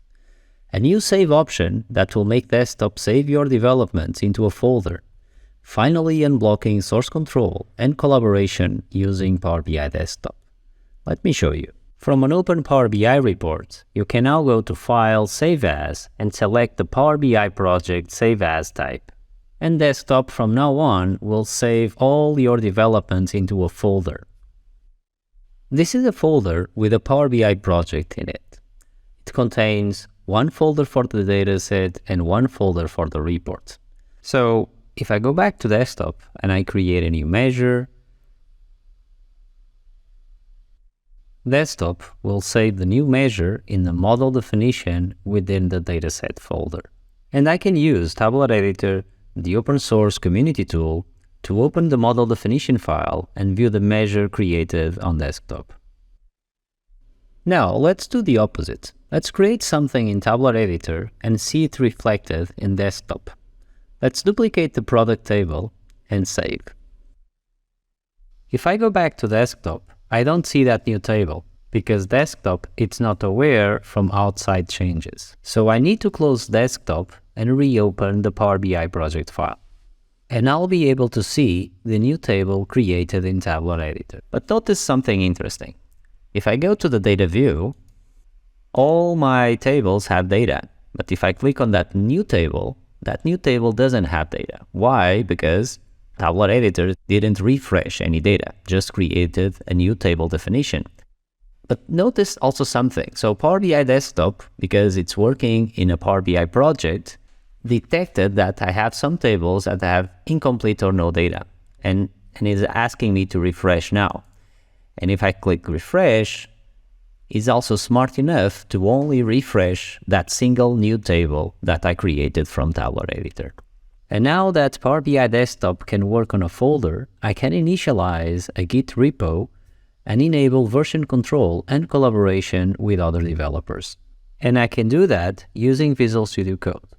From the Power BI project folder, I can open Visual Studio Code and initialize a new Git repo. And from now on, because I have a Git-enabled folder, I can track and version control any change I make in desktop. For example, if I change a measure, I can easily track that change in Git. And Visual Studio Code will show me that I have a file diff in my model BIM file. Now, to enable collaboration, I need to use Azure DevOps. So I can go to Azure DevOps and I can create a new repo. Let's call it dev mode. And I need to configure this remote Git repo URL back in Visual Studio Code.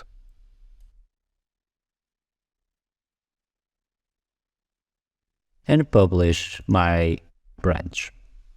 And Visual Studio Code will take care of syncing my local development into Azure DevOps.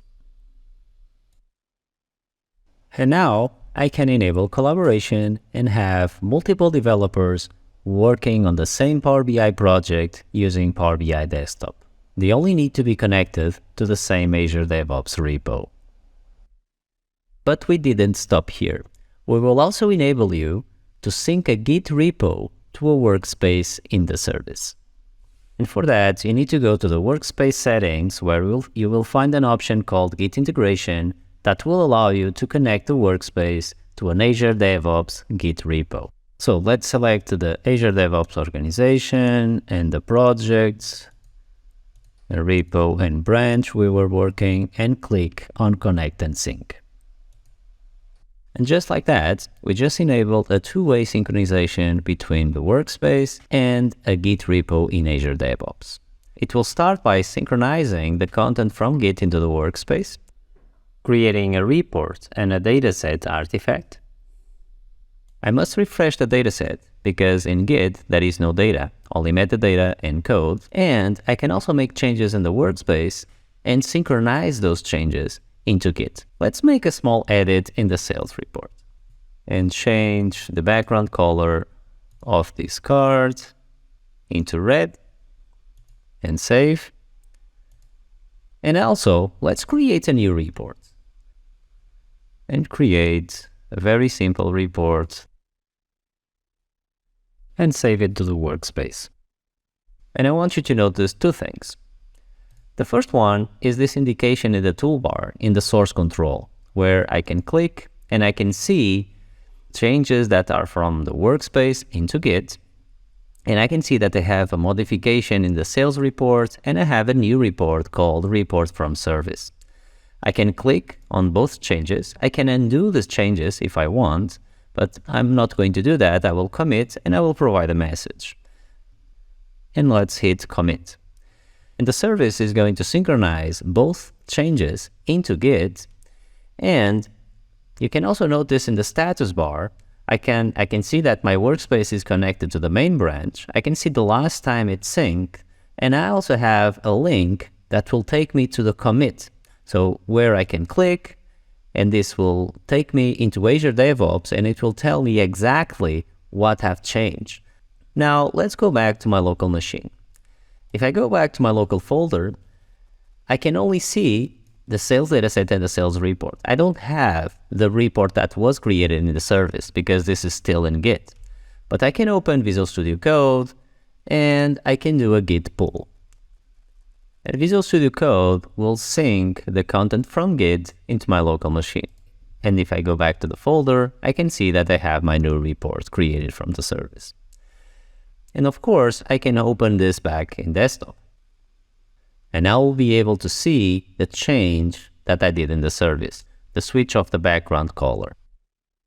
But I can also open the report directly by navigating to the report folder and opening the definition file. And Power BI Desktop will open the service-created report for local authoring, but this time connected to the local dataset that will also be in full edit mode, where I can view and edit measures, transform data, or even go to the data view to explore the dataset data. And this is it, the new Power BI project save option that together with Git integration will unblock collaboration, source control, and automatic deployment into your Power BI projects. Thank you. Wow, that was amazing. Now, ladies and gentlemen, we have a special treat in store for you. Zoe is going to show us real demos of features that are coming soon. We want to give you a sneak peek into the future. So, Zoe, why don't you show us what we've done lately for semantic model authoring? Sure. So one of the things we've been doing recently is we've been making some changes to the model view. So in the model view, you have your familiar view of all the tables in the diagram, and you have them listed over here in the data pane. But now we're introducing this new model pivot. And this gives you full view of all the semantic objects in your model. So here I can see my roles, I can see all the relationships, perspectives, and all the measures, even if they're all in different tables. And Christian, I know you're going to be excited about this one, but we also can now have calculation groups listed. And what a relief. And not only can you see these calculation groups, but we can actually come in and now for the first time in desktop actually see the calculation items. And if I click on it, I can actually edit it here right in desktop. So I can actually edit and create calc groups right in desktop. Wow, I am blown away, Zoe, because this model view is kind of like the field list that we know for the report view, but this is like the field list for the model view, where I can see all of the semantic model objects in one place, including even the calculation groups and calculation items, because, you know, calculation group authoring happens to be one of the highest voted items on ideas.powerbi.com. And so it is just so gratifying to see that we can create them here. They're so useful for these large models with complex calculations. Now, Zoe, I do have a question for you about complex calculations. You know, the formula bar, occasionally, I have to say, if you don't mind me saying, occasionally I feel a little bit constrained when I'm authoring these really complex calculations with lots of interdependencies between measures. Is there anything that we're doing soon to address that? Yeah, so I'm glad you asked, Christian, because there is. You may have noticed that there's a fourth view there available in desktop, and that is introducing the DAX query view. So here I can write any DAX query on this model and run it right here in desktop. So here I have one that is showing me the profit margin by fiscal year. I'm going to hit run and I can see that run right here. And this measure here, I can actually click on here, hover, and I can see the DAX expression right here in context in the DAX query. This is amazing. This is something that I've always wanted from the formula bar, because, you know, when you're working on a measure and it references another measure, it's quite distracting to have to context switch to click on the other measure to see the definition. But this does raise another question, because this measure is referring to the measure definition for this one's referring to two other measures. And naturally, I want to see the definitions for all of them in one place. Does this address that scenario at all? Yes, it does. So if I click on this one, you'll see this little light bulb show up. Here, I can click on this and I can say I can define this measure, or I can define this measure and expand references. So now I can see the multiple DAX expressions listed here. I can see the profit margin, and I can see all the measures down to the data columns that is used to generate that measure. That's amazing. Now, Christian, you can not only just see it here, but you can also make changes. You can make changes right here? I can make I don't believe it. I can do two measures at once. I'll show you. So here I'm going to multiply our costs by 2, and maybe we'll sell everything at triple the price. Of course. Right? just to make up for those costs. And now I'm going to run this, and I can see what impact that would have on our profit margin, which it goes up to 40%. Okay. Now these changes are still only limited to this single DAX query. If I go back to my visuals, we still see the old value of 11%. But this DAX query view is pretty smart and knows I have these measures in my model. So it's giving me this inline prompt to actually save it back. So I can quickly save the changes I've made to this measure back to my model with just these 2 clicks, still in context of what I was doing. And if I go back to my report view, I can see it actually updated with those measure changes. It's like seamless integration. You can make edits to your DAX, and when you're comfortable with the edits and you've validated the numbers, you just save it straight back to the model. This is such a productivity boost, but you know, it does beg another question, Zoe, because here I can see these 4 measure definitions, but you know, some of these models, they may have, you know, hundreds or even 1,000 measures, and why not just see all of them so that I can do, for example, global find and replace? Is there anything that we can do for that scenario? Absolutely, Christian. So we can actually come over here into the data pane. I can right click and use this quick queries, which will define all the measures in the model. I don't believe it. So now here I can see all these measures that I have in my model. I can do find, I can do replace, and I can also do other text editor things here, like I can zoom in and zoom out. And not only did I give you all of the measure definitions so you can go and, as you saw before, edit any of them and save them back to the model, but I also gave you a query with them. So you can actually even just run this and see all your measures and then tailor this to what you need. You can add a group by column, remove measures, whatever you need to do, it's already done and ready for you. I'm amazed. So another thing those quick queries can do is I can now come over to a new page, and I can actually define a single measure. So let's go ahead and take a look at this discount, and I can say, just show me for this measure alone, and I can run it. And not only that, but now I have the summarized columns here. I can go ahead and I can add a group by column. Full IntelliSense. Full IntelliSense. And I can run this right here and see that come back. Now, it's not only for measures. I can also come down to any of my data tables, like here's my customer. I can right click and I have a quick query here also to give me the top 100 rows, which would be really helpful for those of you in direct query scenarios where you don't have that data view. And then you can also get down to an individual column. So if I wanted to see what countries do we have in this model, I have a quick query for that, and we can come in and do distinct values. So let me go ahead and run this. And now you can see them all generated for you. I am amazed. I didn't even realize there were so many different ways to generate these DAX queries, because a lot of the DAX queries are actually generated by the report visuals, right? And occasionally you might even want to intercept the DAX queries generated by the report visuals, for example, for debugging purposes. Is there anything that we can do to address that scenario? Absolutely. So as you know, our more advanced users will go to the performance analyzer and get the copy of the query out of there. But now we've made it just as easy as the quick queries. You can right click any visual, go to inspect visual, and now that DAX query is over in the DAX query view and ran, so you can go ahead and take whatever steps you need to take now. Not only will it do it on, because it's so tightly integrated in desktop, not only will it do the visual in this state, but I can actually filter it and then do the inspect visual. And it brings the filter? And it brings the filter. So up here, you can see that it brings that filter with it, and you see how it is applied to the visual. And finally, we can also get down to an individual data point and inspect just that data point to see the query behind it. You've thought of everything. You've literally thought of everything. I am so happy. I mean, this is such a productivity booster, Zoe. I honestly can't believe it. Next, you're going to tell me that the system's going to write the DAX for me. Wouldn't that be something?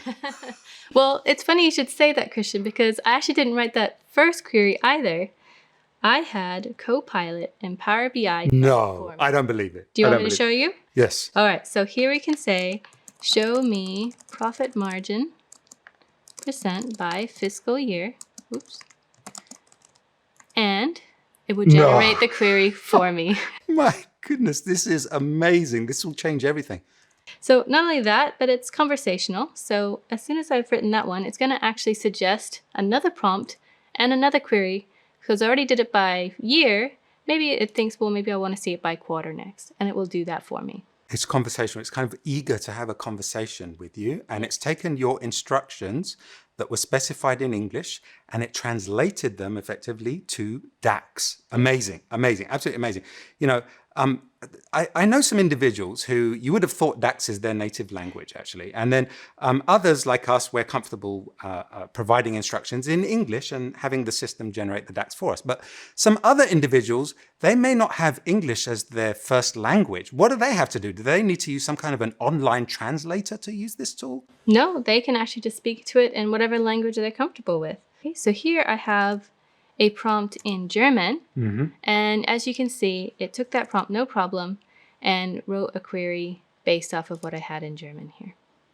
And then not only, Christian, will it do the first query, but now it's going to continually prompt. I can't believe it. In German. And because it saw that I was speaking to it in German, it thought maybe I was actually interested in only the customers in Germany. So that is its next step. It's going to continue to do that. It's going to continue to provide prompts, narrowing in now into Berlin. Wow. So it's quite chatty and it's quite keen to have a conversation with you, and it's detected that it believes your native language is German. So it's going to have a conversation with you in German. I mean, this is just amazing. Like I never saw this coming. This will transform the way we work right now. Something about these AI co-pilots that with regard to the Microsoft products, they are now becoming ubiquitous across Microsoft products. So is there anywhere else in Power BI that I can use this AI Copilot experience? Yeah, so let me show you a report that I had published earlier. It's beautiful. Here we have also a Copilot. And if I click on this, it's going to open up a Copilot pane. And now first it's going to actually suggest some prompts based off of the data it already sees. But I can still just put in whatever prompt I want. So here I'm going to go ask it to tell me about the sales performance in Australia, right? So that's no way. Right. And immediately it's giving me a summary of the sales performance. This is amazing. You can have a conversation with the report. Ask it how to increase sales, for example. Sure. So we just go in here and we can ask it how it's going to increase the sales further. And unbelievable. Here we go. And just like that, it came up with a little business plan. It's given you a customer demographic, which countries to target in your marketing promotion. This is literally amazing, Zoe. Like, what else can you do with this? So we can also, I don't have any slicers on this report. Well, I have some slicers, but none for country. So I can actually ask Copilot to filter the report to Australia, right? So we can take a further look. It's going to ask my permission to apply the filter. Okay. And it's going to do that. So the way it did it is it actually used the filter pane. Because you didn't have a slicer? Yeah, it didn't have a slicer. So it actually used the filter pane and filtered the report to Australia. This is really helpful, right? Because some users may not even know there is a filter pane, and even those that do are going to have to go and find Australia in the list of values. This is just so smooth, so easy. Exactly. You know, and especially for users who may have not seen this particular report. I mean, some of these reports are visually stunning. Someone's obviously put their heart and soul into authoring these beautiful reports, but sometimes they can be a little bit overwhelming because there's so much going on in them. There's so much information packed into these reports. So sometimes it's as though I could really use some kind of a TLDR summary of the report. Do you think Copilot could help me with that? Yeah, it absolutely can. But we actually have another Copilot that actually may be better suited for that task. Okay. So here we have a visual Copilot that I can keep on the report even after. So the pane will just be for me, but here I can actually now use a prompt that my report consumers can use. So let's go ahead and change this one to, let's say, give me, to give me a 20-word summary of key takeaways, and let's use some emojis this time just to make it a little bit more fun. And just like that, we have our summary built in. This is amazing. So this summary is going to change when new data comes through this system. Yep. What about cross-filtering? Does that work too? Absolutely. Amazing. So it's a dynamic summary for users who are viewing this report for the first time. They can get a head start on what the report is about. This is absolutely amazing. It's such a great productivity tool, Zoe. This will really change the way that we author models and we interact with reports. Just changes everything. So thank you so much. You're welcome, Christian. And also, I would like to note that this is not the only place we have Copilot. It's not? In Power BI and Fabric. I think there's another session that's going to get into a few more of them as well. Oh, you mean Patrick Baumgartner's session? Yes, yes. Okay. So be sure to check out that one as well. Okay, check that one out too. Thank you so much, Zoe. Thank you. Lastly, let's summarize the important Power BI announcements. Direct Lake datasets in Fabric is in public preview. Try them out today. Power BI Desktop Developer Mode public preview is coming to a release near you very soon. It's so close I can almost touch it. Azure Analysis Services to Fabric automated migration is generally available. Not only migration to Power BI Premium, but now you can take your semantic models from Azure Analysis Services all the way to Fabric with just a few clicks and align with the Microsoft BI product roadmap. Data modeling in the Power BI service is in public preview. Like you saw me create the Direct Lake dataset in the web modeling experience, you can do so for other datasets too. The optimized ribbon for Power BI Desktop is generally available. Unlock big data with optimized reports authoring experiences. Paginated report drill through is in public preview. This is a commonly used feature for SQL Server reporting services, so removes a barrier when migrating from on-premises to Fabric. The MongoDB connector for Power BI, one of the most requested connectors on ideas.powerbi.com, is now in public preview. Hybrid tables is generally available. Unlock massive data for interactive analysis with real-time streaming capabilities. And lastly, Azure Log Analytics integration for fine-grained logging and auditing of Power BI dataset engine events is now generally available. So, with that, thank you all so much for attending Build. This one was truly epic. Thank you to Zoe, thank you to Rui, and see you all next time. Patrick, that was amazing. This direct lake concept where... Wait. It was not just amazing, Adam. It was insane amazing. It was absolutely insane amazing. You're right. Okay. Yes. Yeah. So, but this concept that I can just leverage the data in the lake directly from Power BI. So I'm going to be honest with you. I never thought I would see a day where a SQL compute, a Spark compute, and analysis service compute can use the exact same data. That is absolutely amazing to me. Blew my mind. Yeah, it blew my mind. That was amazing. And then the developer mode. Source control. Capabilities to actually leverage source control. We've been hearing that for a long time. From customers, and they want this. And it's a reality now that we can do. And then when Zoe gave us the vision of what's coming with all of the model view and the DAX querying directly inside of Power BI Desktop, my mind was blown. My mind was blown. Yep. And then some of the additional Copilot items that we can do as well. Doing items directly on the visuals. It was great. It was amazing. All right. Patrick, do you hear that? I hear it. Knock, knock, knock. That's Dataverse knocking on the door to Fabric. It wants in. Should we let it in? Yep. Let's head over to Melinda, where he's going to show us what this is all about. Thank you, Adam and Patrick. We're thrilled to announce the private preview of direct Dataverse integration for Microsoft Fabric. For those unfamiliar, Microsoft Dataverse is the data foundation behind Power Platform that enables you to store and manage your business data. Dataverse is also the platform on which Dynamics apps are built. So if you're a Dynamics 365 customer, your data is already in Dataverse. This new direct integration between Dataverse and Fabric eliminates the need to build and maintain data pipelines or use third-party tools. Instead, the data is available in Fabric with just a few clicks. The insights you uncover in Fabric appear as native Dataverse tables. So you can quickly go from insights to building low-code apps and taking action. Let's see a demo. Here in Dynamics 365, you're seeing details from the account table. Now this is Dataverse, where you see all the data from Dynamics. Makers can launch Microsoft Fabric directly from right here, from the Power Apps Maker experience. Simply select one or more tables and click View in Microsoft Fabric. That's it. Here's the account table that I chose just now. And really, I can choose 1, 2, or as many tables as I want. Notice that Dataverse has created shortcuts to selected tables, so your data never leaves the Dataverse governance boundary. Dataverse has also created a Synapse Lakehouse, SQL endpoint, and a Power BI dataset just for you. I'm going to choose the dataset and explore data. With help from AI, I get a great starter report. Now I can play with the data and find insights.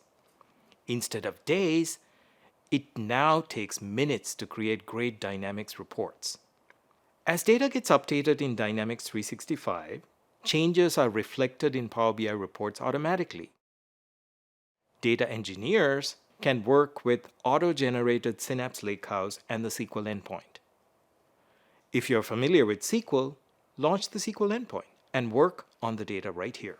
Or you can open SQL Management Studio and work with the data right there. You can create SQL views and store procedures. If you like Spark or Python, you can launch a notebook and work with Dynamics data.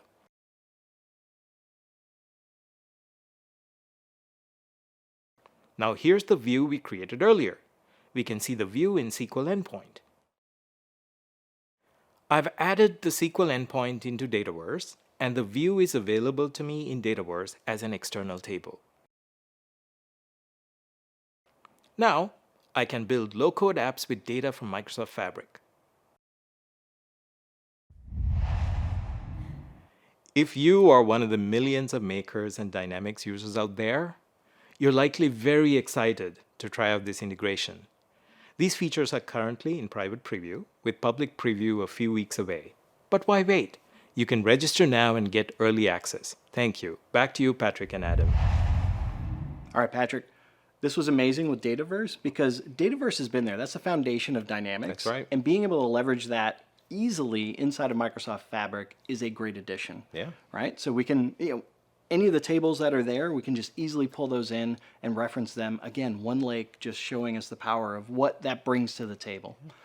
Again, continuing the low-code journey. We're just continuing that That's low-code it. journey. I'm so excited about it. Adam. All right, Patrick, what's next? Well, Svea, James, and Kevin are going to introduce us and tell us all about Synapse Real-Time Analytics. Stay tuned. Hey! Thank you for joining Kevin, James, and I for Sense, Analyze, and Generate Insight with Real-Time Analytics at Build. Let's start with some context. In the last 25 years, there has been a revolution in the way that we consume our content in our personal life. The evolution in technology leads to new habits of interactive experiences on demand whenever we want it, whenever we need it, without any barriers, and everyone can ask questions without any limitation, from my 6-year-old son to my parents. And the technology behind this revolution is accessible for everyone, with data set that can store any type of data at any scale, get updates in streaming with few seconds of latency. All the information is indexed and partitioned, which allows us, the user, to ask any questions without pre-planning and get the results immediately. And everything is ramped up with a very intuitive user experience. But in the enterprise world, there are still rely on few experts to generate reports, to write their queries, and to ask their questions. All the other people in the organization has a strong dependencies on those experts, with long waiting lists and outdated data. And the answer for that in the enterprise world is Fabric Real-Time Analytics. Fabric, as you already know, is a SaaS data and AI portfolio. All the experiences are fully integrated with one logical copy. One logical copy means that once you bring the data one time, it's accessible to all the experiences to run processes and action without additional effort. And specific in real-time analytics, there is the streaming capability that provides the information into Fabric in a couple of seconds of latency from ingestion to query, and everything is indexed and partitioned, including structured data, semi-structured like JSON and arrays, and also free text like chats. And once everything is partitioned and indexed, you can ask any question by everyone in the organization and get results in sub-seconds. And also, real-time analytics is fully integrated with the other experiences, so you can run also Notebook and other experiences on top of this information because it's accessible for everyone with the one logical copy. With Fabric Real-Time Analytics solution, organization can consume torrents of data, unlimited scale up their work with storage, CPU, number of queries, and number of users. On data in motion to empower business analysts, to enable data to everyone at the organization, from the citizen data scientist to the advanced data engineer. And the most common scenario for real-time analytics is time-based experiences like IoT event and log analytics, including but not only gas and oil, automotive, cyber and security, smart cities, manufacturing, and many, many more. This is the most common usage pattern. Get data from any source, ingest it with event stream into KQL database. With one logical copy, the data is available also to the other experiences like Dataverse and Lakehouse, and we can consume it with Power BI report, with Notebook, and of course with KQL query set. Now, let's move directly to see an end-to-end demo together with Kevin and James. And the COO of a taxi company in New York City, Daphne is interested in a better understanding the use and defining opportunities to utilizing. Her understanding is that she will need to correct all writes at the beginning and run questions on the data that she will gather. So the first thing that she will need to do is to create a KQL database. This is an analytic database that can scale up to exabytes of data and thousands of queries and users. It can support structured data, semi-structured, and free text. Everything is indexed and partitioned, allowing Daphne to run any query and get fresh results immediately. The first thing that we need to do is to connect the writes into this database with event stream. Kevin. Thanks, Sophia. Event Streams provides the ability to ingest, transform, and route millions of incoming events in real time using a simple no-code designer. That data can be change data capture events, telemetry data, clickstream events, IoT data, and plethora of other event sources that are constantly being generated all around us.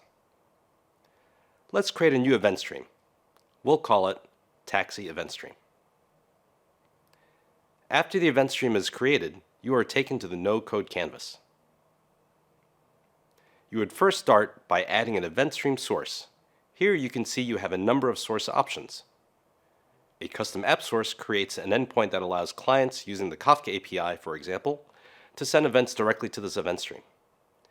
Azure Event Hub's source will consume events in real time from an existing Azure Event Hub.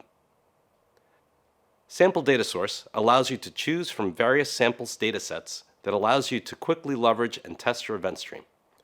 Let's select Sample Data. In the sample source, you can select from either Yellow Taxi Ride events or Stock Market events. Let's select the Yellow Taxi sample data. This will continuously ingest Yellow Taxi event data. Let's call the source Taxi Sample Events and click Create. Selecting the Data Preview tab allows you to preview the incoming events into the stream where we can see the sample data flowing into the stream. Now let's add a destination.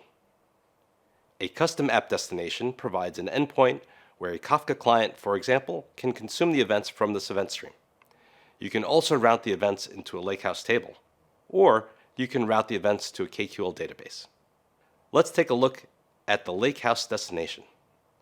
Sending events to a lakehouse will automatically convert the events into Delta Lake format. Let's give the destination a name, select the workspace, select the lakehouse, and enter in the table name where I want to route the events to. You can then choose to add an event stream processor. This will create a no-code stream processor that can filter, transform, and aggregate events before landing into your lakehouse table.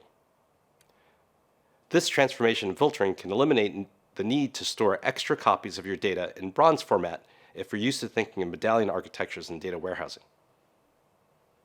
I can change the type of incoming fields. I will change the trip distance from a string to a float. I can also only select the columns and with the names that I want to use in my lakehouse. You can also add different operators to manipulate the incoming stream, such as aggregate, which allows you to create time windows with summations, counts, averages, min or max, for example. Group by, which provides merging or windowing over time. Manage fields, which lets you do rich transformations with built-in functions. Let's select filter. We'll only include taxi rides that were greater than 5 miles. We will now click Done, and then we'll finish creating the destination. Now let's send the data to a KQL database. The KQL database destination provides high throughput consumption and automatic indexing of all the incoming events for fast querying. Let's give it a name, select the workspace, and the Taxi Rides Demo KQL database, and we'll use Taxi Rides table. We'll then go through a short wizard to configure the ingestion. We can see a preview of what the data will look like as we ingest the stream into the KQL database. Selecting Data Insights provides monitoring insights for the health of your incoming event stream, where you can determine if there are any bottlenecks. You can see all of the yellow taxi data landing in a KQL database. I will now hand it off to Sophia, who will walk you through the capabilities of the KQL database. Thank you, Kevin, for connecting the taxi rides into the table. Using the KQL database, Daphne will be able to connect her stream of rides with a couple of seconds latency, and all the information will be immediately available for queries with a fast query response time. Now, she would like to upload the local files with information about the drivers to help her to run better queries in the future. She can ingest data from different sources and different structure, different formats, whether it's from OneLake, Azure Storage, Amazon S3. She can just select it from her own computer. At the background, there is an inference that infers the most appropriate schema for this source type.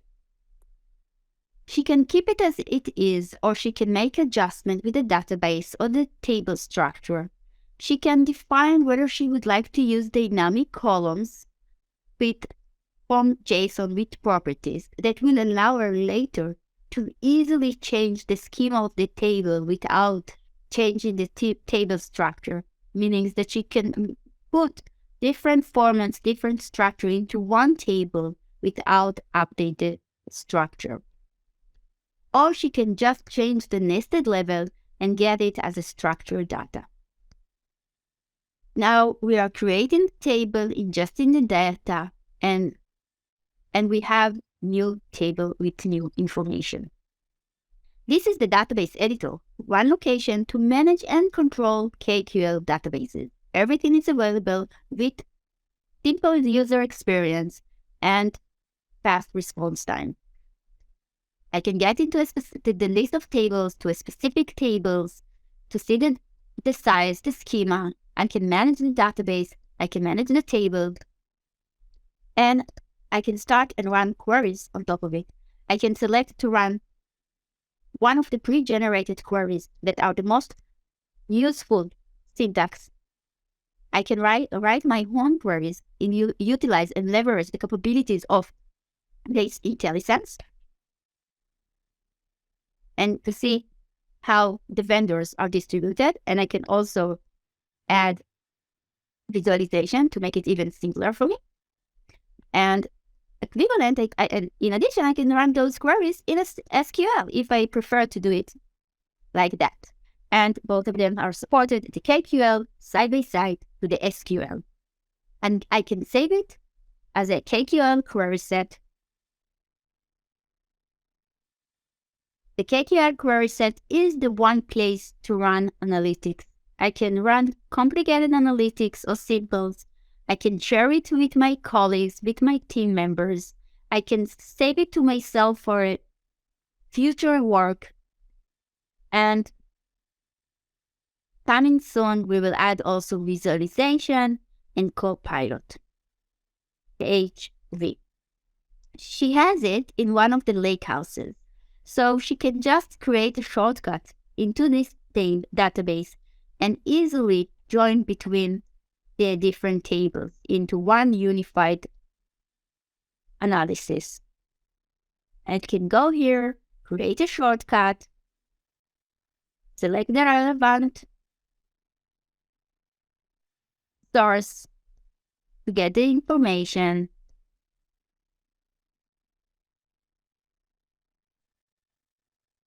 and immediately, in a couple of seconds, I have a shortcut to the one lake table, and I can join between the different sources. I just moved to a KQL database that I have created a couple of days ago with high volume of the text-derived stream. You can see that I already collected 420 gigabytes of information, compressed into 100 gigabytes of data, and it's very efficient from the cost perspective since KQL database store the information as compressed size and not the original size. At this point, I will open one of the KQL queries that I've prepared and start to run the query. First, I would like to understand the size of the data set. I have 1.5 billion of records. I'm running to understand the distribution over the days. This is the distribution of the rides during the weekdays. Now I would like to see the time series of the 1.5 billion of records. And I can also see that once I'm adding regression analysis on top of this time series, it's easy to see that since January 2014, there is a drop with my company rights. Let's try to understand what is the source for this issue. So I will combine it with FHV table that includes Uber Life's company. And now I can see that the drops come side by side to the increase of the 3 4-hour rides companies. If I would like to go back and find some anomalies on top of my time series, I can run it and find it. And just think about it. I just ran an anomaly detection over 1.5 billion of records in a couple of seconds. You get the response, and I can easily understand that I would like to increase the sensitivity. And I can rerun it and get the results fast. Now that I would like to utilize the performance of my drivers, I will find the most important parts of the city to locate my drivers there. We live in a world enterprise companies rely more and more on IoT events and log analytics for cybersecurity, asset tracking, customer experience, marketing campaigns, health, and more. As a result, torrents of data are generated at high scale. KQL database and KQL query set were built to empower enterprises and high-speed scenarios. With unlimited scale in storage, CPU, queries, and number of users, a KQL database can store data of any format source, or structure.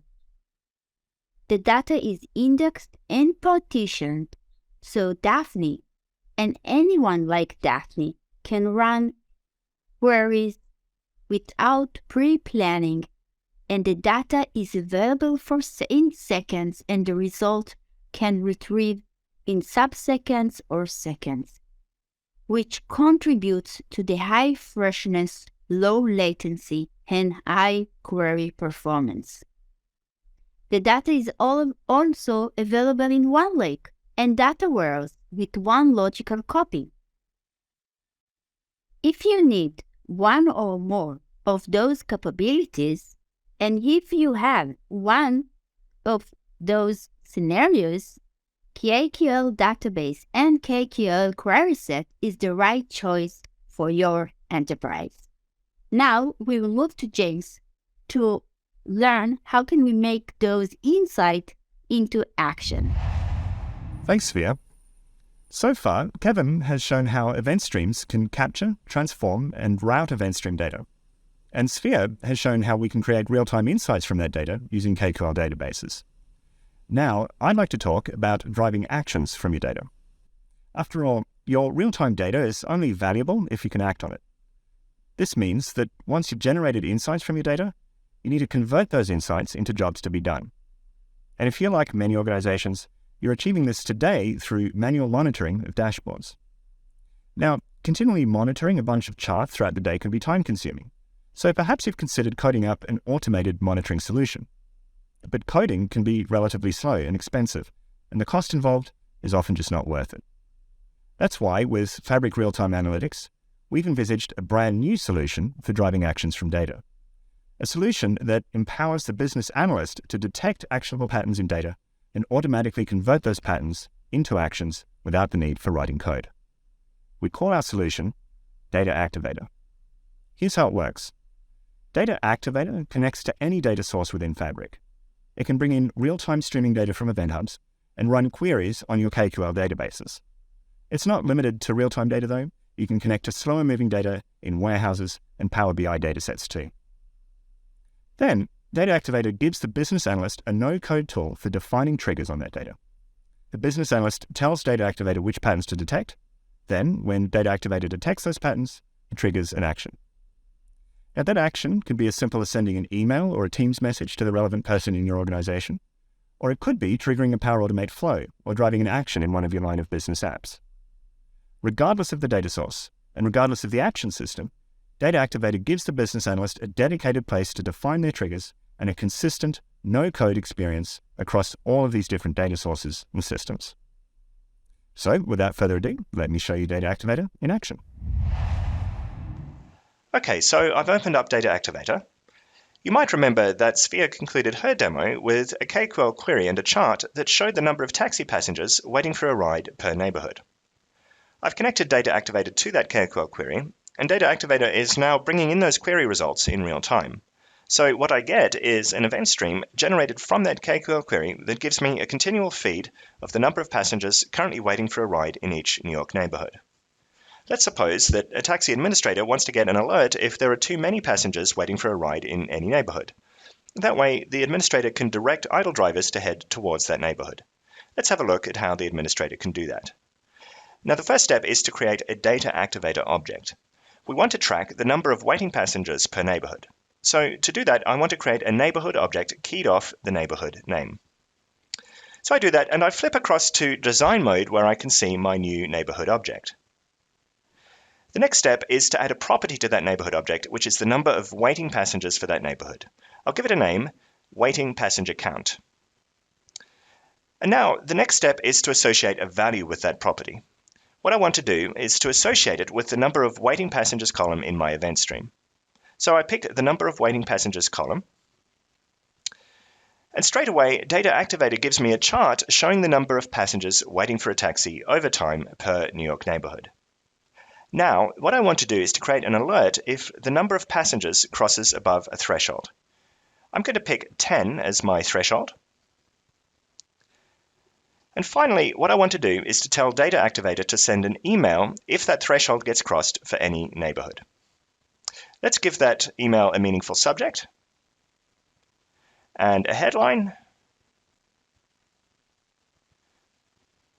Great. And now the final step is to hit Start on my trigger. As soon as I hit Start, that's going to activate my trigger, and Data Activator should start sending me an email whenever the number of passengers waiting for a ride in any given neighborhood exceeds my threshold of 10. Let's head over to Outlook to see if we're getting any emails. And opening up my Outlook, I can see that I've already received an email warning that there are more than 10 people waiting for a ride in the Soho neighborhood. Terrific! So in just a couple of minutes, I've been able to convert a real-time streaming data feed into actionable email alerts using a simple no-code experience. As a final step, I'll show you how to build a data-activated trigger from a Power BI report. Here's a Power BI report that shows search activity for our taxi company. The taxi administrator wants an alert if there are too many unsuccessful ride searches in any neighborhood. So I'll filter the report to show unsuccessful ride searches. Next, I click Trigger Action on a visual to begin creating a data-activated trigger. Now I'll set up a trigger that checks every hour for each neighborhood if there are more than 10 unsuccessful ride searches per neighborhood. And we're done. And as we continue to build out Data Activator, we'll be expanding it to include more types of data from Fabric. We'll also be expanding it to detect not just threshold conditions, but many types of patterns over time. All this will be accessible through that simple, no-code experience that you've just seen. Now, Data Activator is currently in preview, so if you like what you saw today, I'd encourage you to sign up for the preview. You can do that by visiting the link that you can see on the screen right now. We'd love to hear from you. Thanks very much, and I'll now hand back to Sphere to wrap up. Thank you, Kevin and James. I enjoyed the demo so much, and I hope that you enjoy it as well. With Fabric Real-Time Analytics brings technology evolution into enterprises. We will be able to have interactive experiences whenever we want, whatever we need. Without the barriers, without to rely on experts, we will be independent. We will have the ability to ask any type of question on our data and get immediate response and answers. So if you would like to hear more, you are more than welcome to meet with us in person at the Expert Zone. And in the meanwhile, thank you for joining us and enjoy the rest of the event. Whew, that real-time analytics. I remember when you had to stitch so many things together to get this to work. Now, it's like point, click, shift. I'm gonna drum up my inner Christian Wade here. It's like clicky, clicky, draggy, droppy.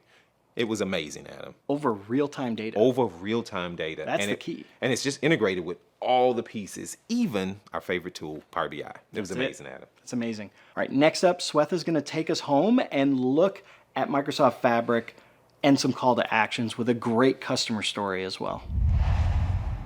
Hi everyone, I'm Sweta Mannepalli, Senior Product Marketing Manager at Microsoft. I'm here to show you how to accelerate your data potential with Microsoft Fabric.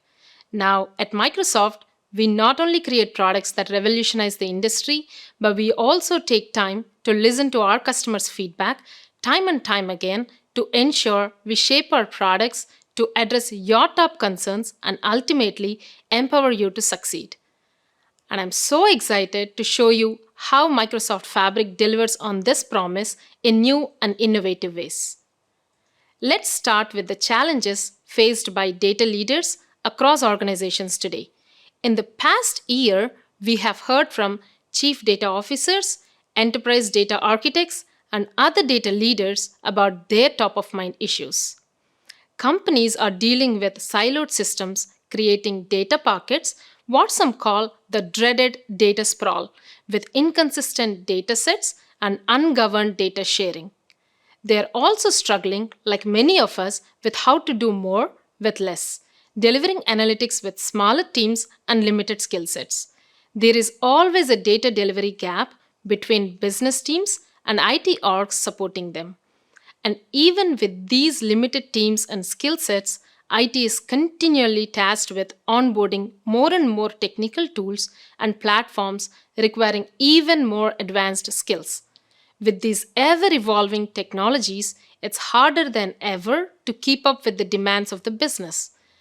Plus, we cannot forget how costly the integration of disparate systems is, as well as their ongoing maintenance, and purchasing multiple solutions cause procurement overhead. It all adds up. On top of all this, the adoption of business intelligence to streamline data sharing has become critical. Businesses that don't get this right are at a competitive disadvantage and can expose themselves to serious data breaches and other security risks. So today's data leaders must balance their data and analytic needs with all of these factors in mind to prepare scalable across lines of businesses for the era of AI. So how did we get here? It's been years, even decades, perhaps a recent organically evolved data estate where your teams realized the value of data and began spinning up data sets in every corner of the organization. Your marketing and sales teams manage customer pipelines and automation with custom database instances. Your supply chain, e-commerce, operations, every division is running bespoke tools on top of their own separate data, whether in data marts, data warehouses, hybrid cloud, and on-premises databases, or something else. It's all with the good intention of getting more out of data and making data serve growing business needs. But it's too much. Data copies get out of sync fast.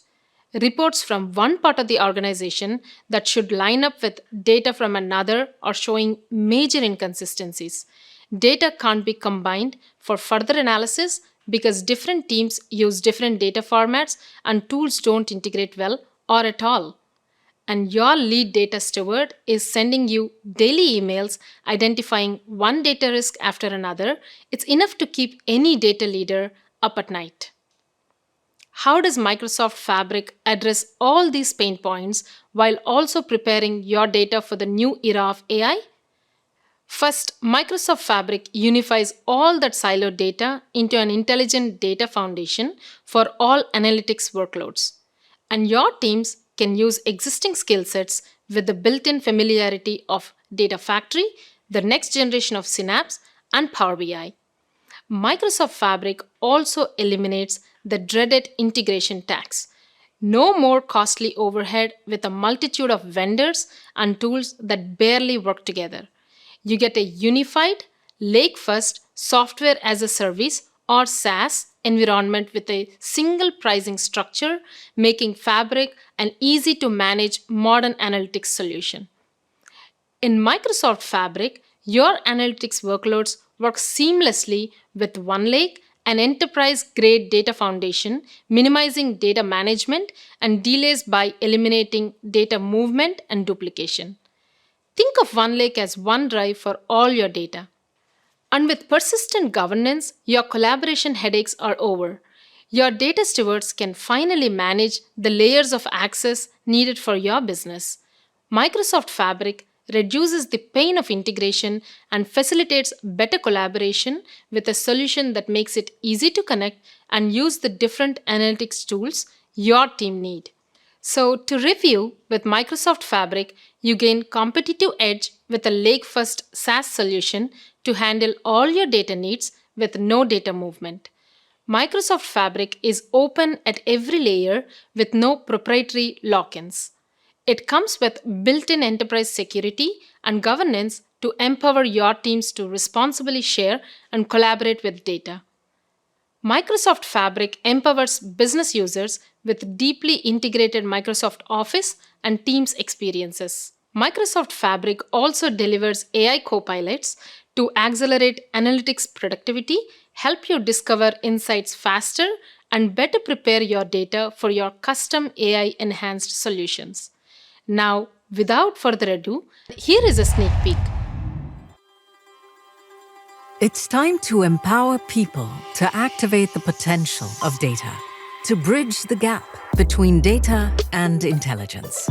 Introducing Microsoft Fabric, an open and governed human-centered solution that integrates all your data and tools. With Microsoft Fabric, data engineers can visually integrate data from multiple sources. Data scientists can model and transform data. Data analysts can bring together more data sets and enable deeper insights. Data stewards can govern data and eliminate sprawl. Business users can work directly with data, uncovering and shaping the intelligence they need to make critical decisions that drive innovation. And by breaking down every barrier and equipping every data professional with access to every tool, your organization creates intelligence faster. Now your teams can all work seamlessly from a single data foundation in Microsoft Fabric with consistency across all your analytics workloads. AI-powered features like Copilot help your teams connect data sources, build machine learning models, and visualize results at the speed of thought. Intelligence securely flows to the applications where people work, helping them make better decisions for transformative impact. And persistent governance helps ensure compliance and security when users access and collaborate with data. Empower your teams. Unlock your data potential. Transform your organization. Microsoft Fabric.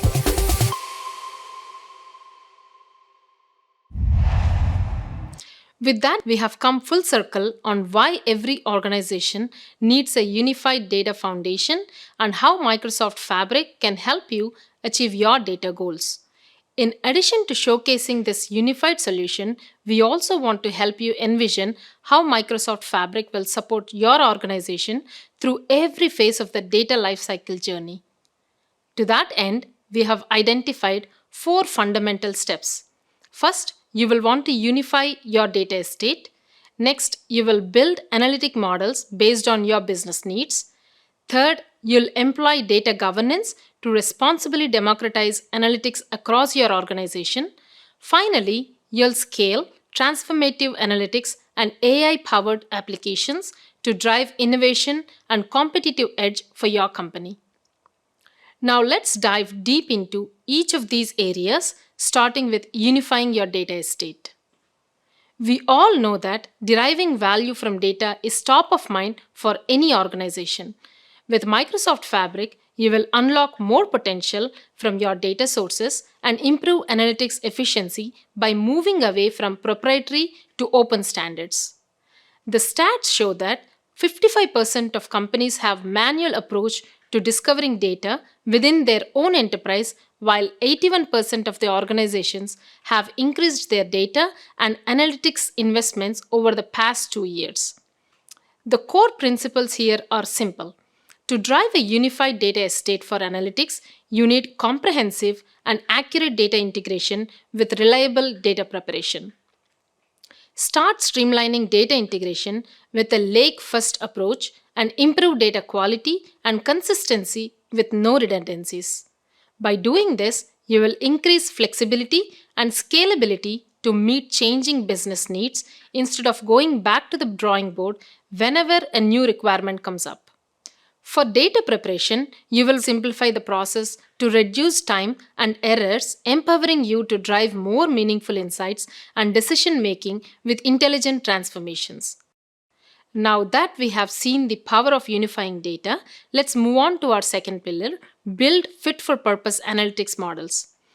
Analytics models can be the curated layer to serve your data warehouse needs or predictive models that inform your future business strategy, all feed off of your lake-first data foundation.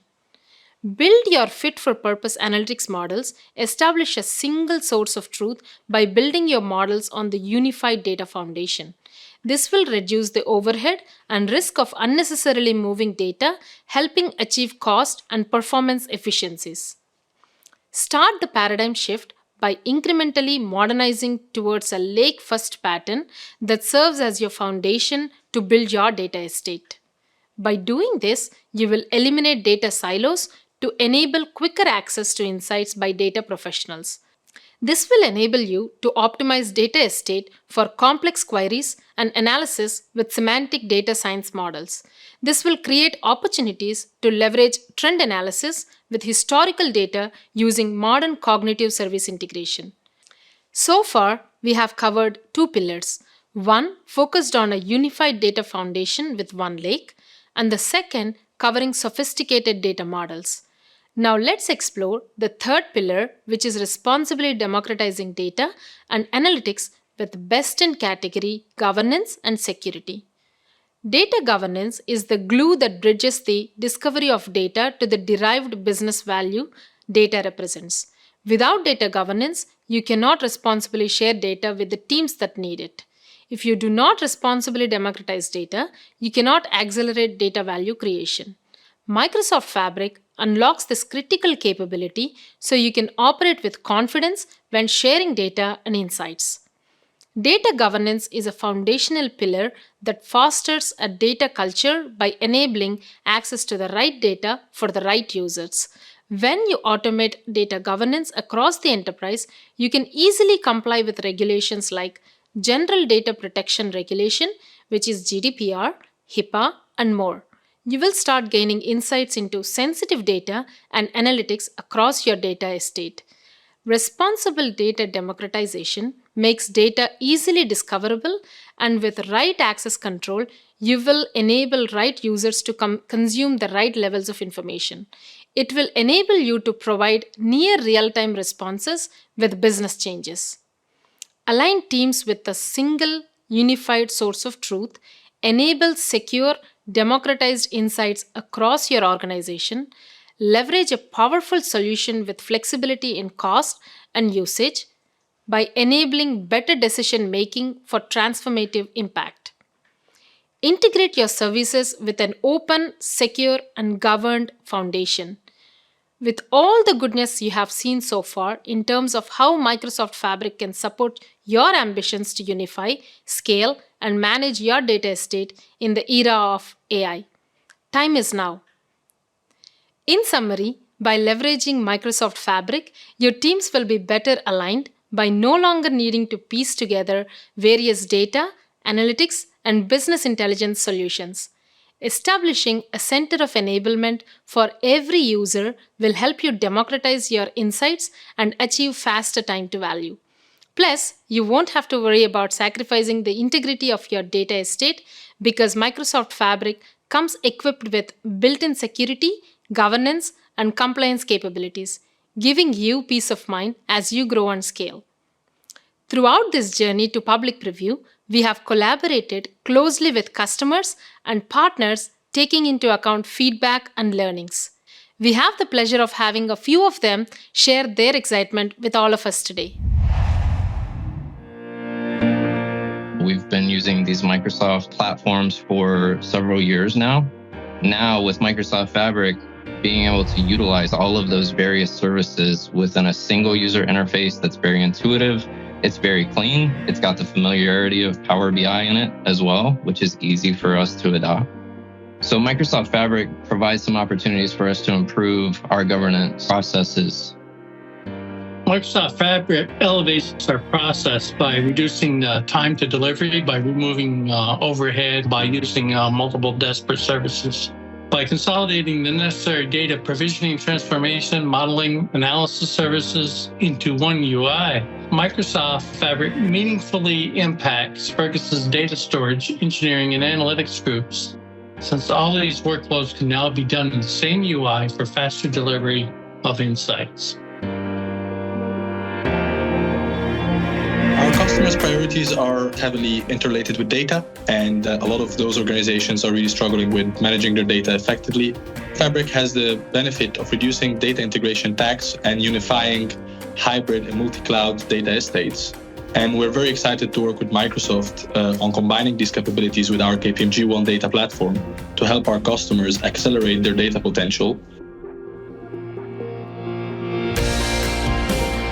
What excites us is bringing a single enterprise-grade foundation that will underpin customer use cases across AI, machine learning, and analytical domains.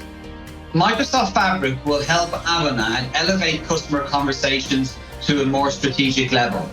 We have a far expanded toolkit to address customer challenges.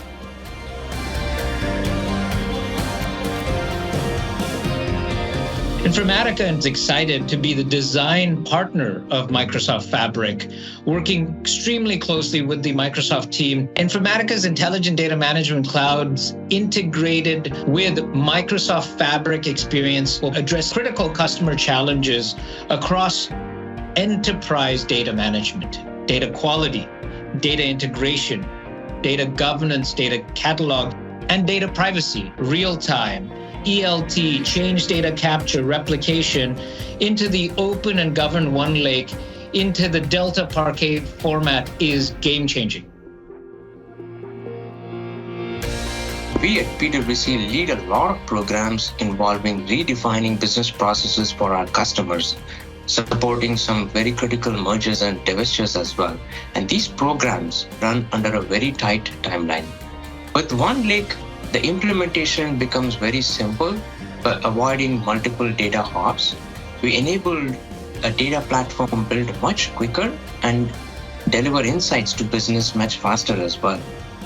The pervasive data governance is another key aspect that reduces the risk from the overall analytic platform build itself. Further, infusion of generative AI into Microsoft Fabric is going to be a game changer. I hope you are ready to embark on this journey with us. Start by visiting the Microsoft Fabric website and sign up for your free trial, or by reaching out to a Microsoft representative. Thank you for tuning in today, and have a great time learning more at Build. All right, Patrick, that's a wrap. It's a wrap. There were a lot of sessions, a lot of content learning about Microsoft Fabric. All the sessions, Adam. All the sessions will be available on the Build website. And they're on demand. And they're on demand. It's amazing. Yeah. Also, go over to Microsoft.com/fabric to learn more and get started.